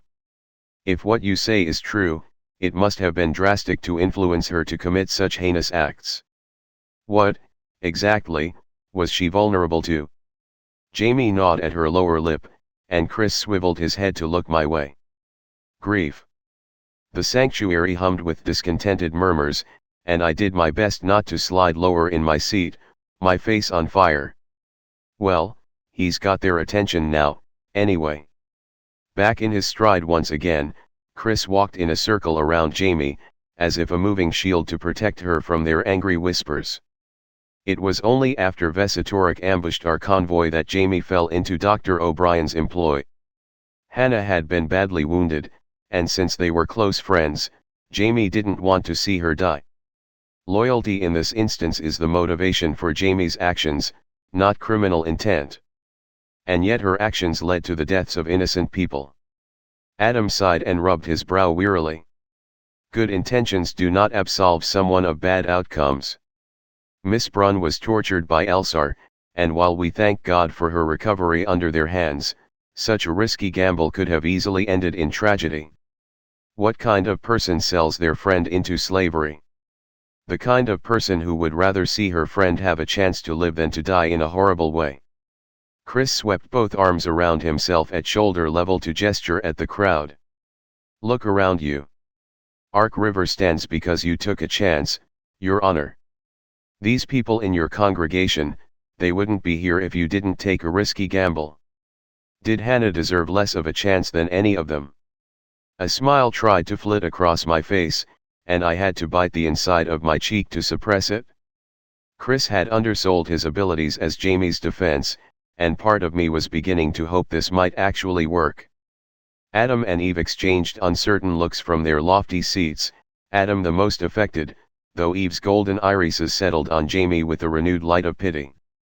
Even amongst the crowd, doubt overtook some of the former hatred in the faces of the people, the murmurs not all indignant, and more than a few seemed somewhat calmer than before. For her own part, Jamie still had her head bowed to avoid meeting the eyes of everyone in the room, but I could see her ears perk up in curious desperation. "We can do this. Chris knows his stuff, and the people already love him. We can get Jamie acquitted, I know we can." Seeming to share my anticipation, Chris pressed his advantage before they could respond and turned to address the jury directly. "I know everyone here has experienced loss, whether of loved ones, or possessions. So much has been taken from you, so much blood spilled, but I ask you, is more blood the answer? Jamie did what any one of us would have done to save someone we love, and that. Tell that to the kids the rockets dropped on." One of the men in the crowd shouted, and all at once, the assembly went off again, roars of various kinds tearing back and forth in the bedlam. Stunned at the dramatic shift, I craned my head from my chair to watch the two sides of the hall explode with noise, Ark River finally losing their patience with New Wilderness, and each tried to shout down the other. Objects soared through the air, people even flung their shoes, and yet more spectators were hauled away by the red-faced guards. Adam hammered with his gavel, but it took longer to quiet the crowds, and the Rangers worked overtime to carry more angry people away by the collar. It seemed rage flowed faster than any goodwill Chris could sow, and my former optimism faded with it. There was no reasoning with these people, they weren't rational, logical, coherent. It struck me once more that, each in their own way, both Rodney Carter and Dr. O'Brien had been correct. Society was a sea of fools, emotional, unstable fools, who would tear each other apart if we didn't force them to get along at gunpoint. It didn't matter what Jamie, Chris, or I had done in the service of New Wilderness. Our own people were ready to crucify Jamie then and there, simply out of pent-up hate. 2 revolutions. I've helped to stop 2 revolutions, and what did it get me? I'll watch these beasts kill my best friend, all because they can't control their. Enough. Sean's voice boomed through the room like a clap of thunder, and though the clamor carried on for a few more seconds, it died quickly under the shock of his wrath. His wooden chair tumbled over as he jolted upright, landing with a clatter on the floor, and both of Sean's hands were balled into veinifists at his sides. I'd never seen him so angry, and it sent a terrified ripple through my soul. He raised a hand that trembled with barely contained rage, and jabbed it at the crowd, most of his fire directed at the new wilderness side. This is not some high school auditorium. You will sit down and act like adults, or so help me, I will cut all rations for a week straight. Are we clear? Waves of disgruntled whispers traveled through the group, while the guards breathed appreciative sighs, but none of them dared challenge him. Chris wiped the sweat from his forehead, and Jamie continued the war on her lower lip, biting hard enough I saw her wince as she accidentally drew blood. I let out a long, slow breath of relief, but couldn't get comfortable for the tension that remained in the air. Sean righted his chair and sat back down, after which Adam tapped his gavel with an exhausted grimace in our direction. While I understand such sympathy, Mr. Decker, I'm afraid it does not change the facts at hand. As we've received a confession from the defendant, all other arguments are irrelevant. Out of our good graces, we can allow the jury to decide on a verdict, but if Miss Lanson admits to her crimes, then there is not much more we can do. Chris frowned, and seemed to freeze on the spot, his eyes traveling to Jamie, who only returned his look with a knowing sadness. She would let it happen, I realized, and a cold rush of horror seized me at the knowledge that Chris had run out of ideas. No. I found myself on my feet, and darted before the assembly with emotion clogged in my voice. Please, I don't want to press charges. I was the one she kidnapped, and I don't want her to be punished for it. Doesn't my vote count for anything?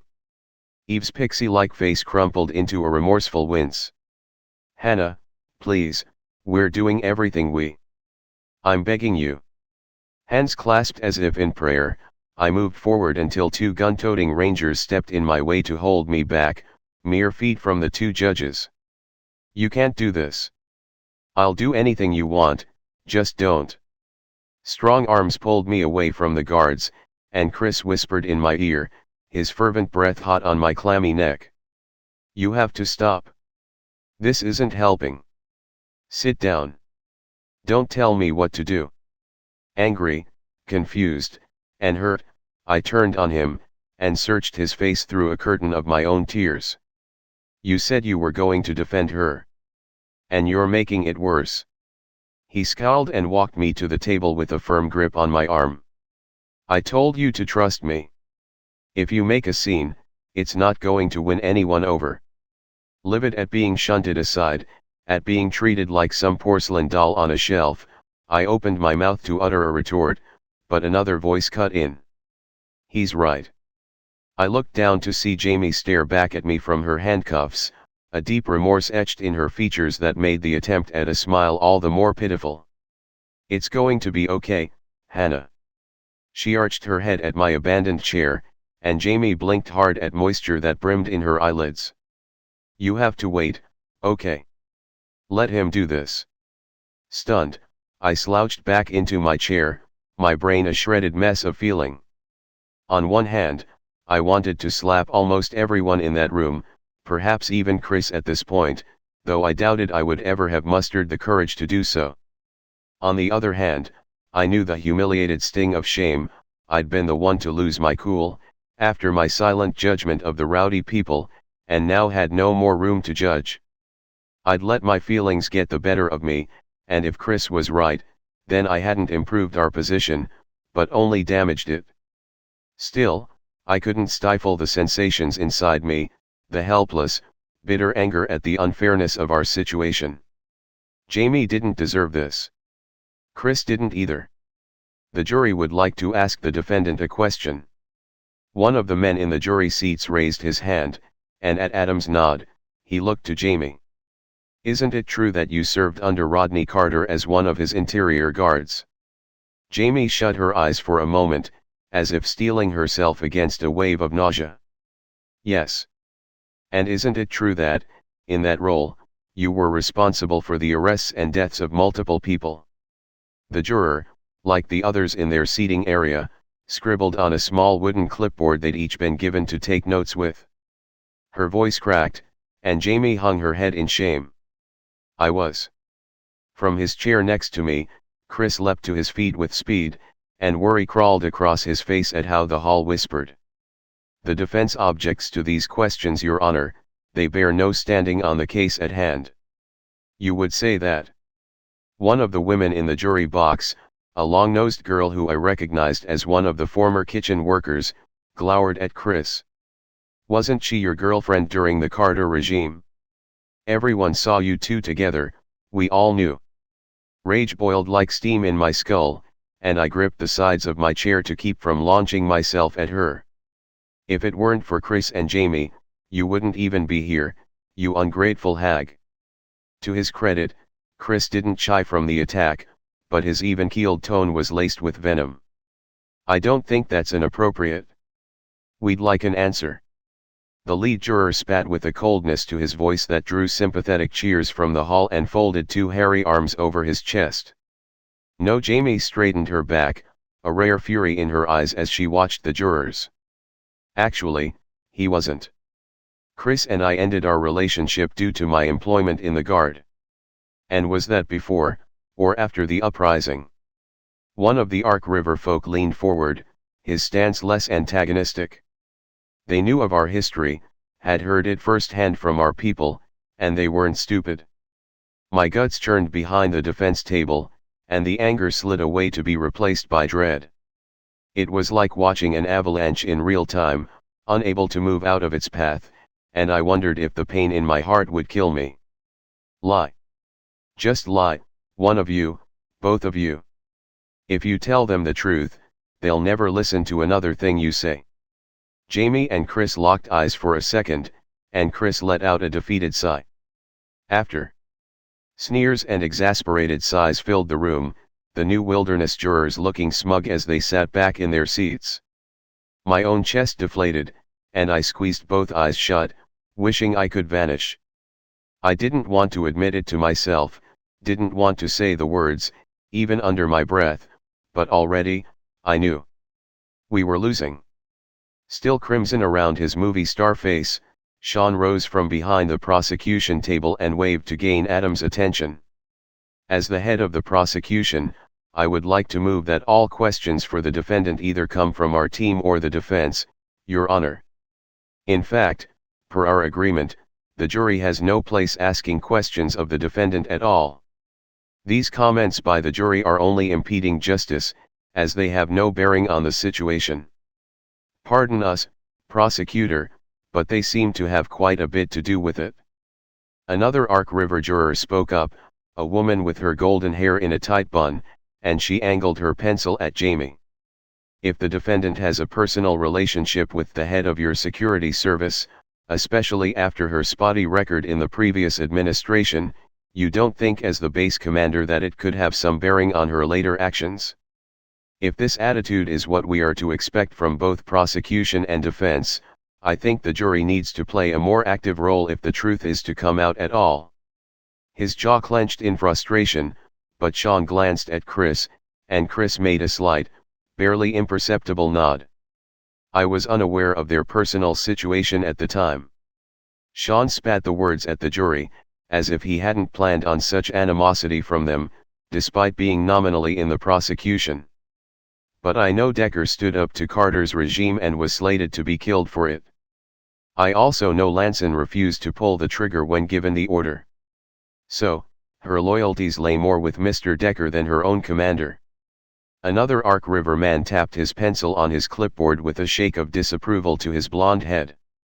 He hadn't even bothered to return to his seat this time, and Chris pointed an accusatory finger at the jury. "Your Honor, I make a motion for mistrial. The jury is clearly biased against the defendant." and the defense has clearly been sleeping with the defendant. One of the female New Wilderness jurors quipped, and a rumble of agreement shook the hall. Your Honor. Above the chaos, Jamie's voice rang out, loud and clear. I want to speak. If you wish. Adam nodded at Jamie and narrowed his toffee-colored eyes at the jury. I ask that the jury hold your words in equal regard with the charges, as is their sworn duty in the interests of neutrality. You have the floor, Miss Lanson. Jamie swallowed and turned her head to look at me. My heart twinged, and I remembered the first time I'd opened my eyes to see her and Chris watching over me in that pile of moldy shoes, how she'd come to check up on me at the clinic, or when she took me in as her new roommate. Jamie had always been there for me, and now, I couldn't do anything to protect her. Tears threatened to overwhelm me, and I mouthed the only words I could think of. I'm sorry. For the briefest of moments, a flicker of her old grin came back, and Jamie gave a slight shake of her bleach blonde head. Don't be. Swiveling to meet the stern eyes of the jury stand, she drew a shuddery breath. I know that I'm guilty. You do too. There's no point contesting that. But even when Chris and I were together, he never agreed with my service in the guard. Many of you can remember him smuggling food to you, breaking curfew for you, doing everything he could to get himself killed, all to keep New Wilderness alive. He ended things with me when the uprising was over and has always been loyal to what it was all about. Christopher Decker can be hard-headed, pretentious, even rash at times, but he's no traitor. I thought you wished to speak in your defense. One of the Ark River jurors reclined in his chair with a confused note to his voice. Right. Jamie dropped her gaze to her own tattered knees with a contemplative expression. As for myself, I never agreed to hurt anyone, and never would have cooperated if I'd known what O'Brien had planned. I stood in the fire brigade lines with the rest of you the night those rockets came down and did everything I could to get those kids out of the burning cabin. I went to stop O'Brien the night of the siege because I knew she wasn't going to get Hannah back like she told me she would if we handed the beacon over. She saw me coming though, and a thin trickle of crystalline poured down her right cheek, and Jamie forced the words out with a sniffle. And one of our rangers, Andrew Hoffman, was killed chasing her down. In my head, I heard again the gunshot that took his life, saw his face white with pain, felt the cold pistol shoved into my hands. My fault. It had all been my fault, not hers. I'll never forgive myself, not as long as I live. Andrew meant everything to me. The trickle became a flood, tears cascading down her freckled face, but Jamie held her sobs in check to continue. Hannah's life means everything to me. What happened that night was my fault, but I didn't ever want it to be this way. All I wanted was to save her, and there was only one way to do that. I am a traitor, but everything I did for New Wilderness. Silence reigned, as the entirety of the hall looked to the judges to see what they would do. The prosecution couldn't bring themselves to look at Jamie, Sandra wiping her eyes in regret, Ethan glaring at his hands in clear disdain for the whole process. Sean's broad shoulders were slumped, as if he were the one on trial, and beside me, Chris reached for my hand in shaky reflex. I clung to him, too nervous at this pivotal moment to be angry about earlier. Please, please don't, please. His gaze drifted to the large Bible on the table in front of him, and Adam only looked to the jury after nearly a minute of unmoving reflection. Is the jury satisfied with the defendant's testimony? After a few whispers among themselves, the lead juror nodded. We are, Your Honor. Adam leaned back in his regal chair, and Eve couldn't seem to help herself, slipping a hand into her husband's grasp. Here, at the end of the horrible process at last, Adam's countenance slid into another hardened impassiveness, as if he too awaited the inevitable. And how do you find the defendant? Not a person in the hall moved, the thick air heavy with the interest of hundreds of heirs. Guilty, Your Honor. No. I choked, unable to scream, my jaw slack in horrified shock. Chris's eyes lost any glint they might have had, and all the rigid pride went out of Jamie's stiff form. The hall erupted in roars, mostly of triumph and jeers, enough to ram home the terrible ache within my ribs. Adam banged his gavel with more than a little bitterness to his swings and rose with his wife to their feet. "Jamie Lanson, I find you're guilty of all charges. In the sight of God, I am forced to pass sentence." Jamie covered her face with both manacled hands, and I caught the way her shoulders quaked, her weeping almost to where she couldn't hold it in. However, Adam glanced at his wife, whose eyes shone in desperate agreement. "We are commanded by the holy word to show mercy, as we have been shown it, and so I put your fate in the hands of the supreme judge of the universe. As punishment for your crimes, come dawn, you shall hereby be banished forever from all lands belonging to our people. Should you ever return, you will be killed on sight according to the ancient tradition of the first murderer, Cain. May you find forgiveness in Adonai's grace." His gavel was drowned out by thunderous voices, either screaming in protest at what they considered a light sentence or cheering in support. I didn't need to hear it though. From how Chris sat back in his chair, still as a statue in defeat, I knew it was over. Without the sturdy walls of a fortress settlement to protect her, and all on her own, Jamie wouldn't last a month, much less until victory over our enemies was obtained. Mercy or no, this was still the same dark fate I'd dreaded. This was a death sentence. The doors to the church opened, the rangers moved in to keep the hysterical crowds at bay, and I watched in terror as they lead Jamie outside. In my head, I heard Ethan's words over again. I went back to check, found his boots with the feet still in them.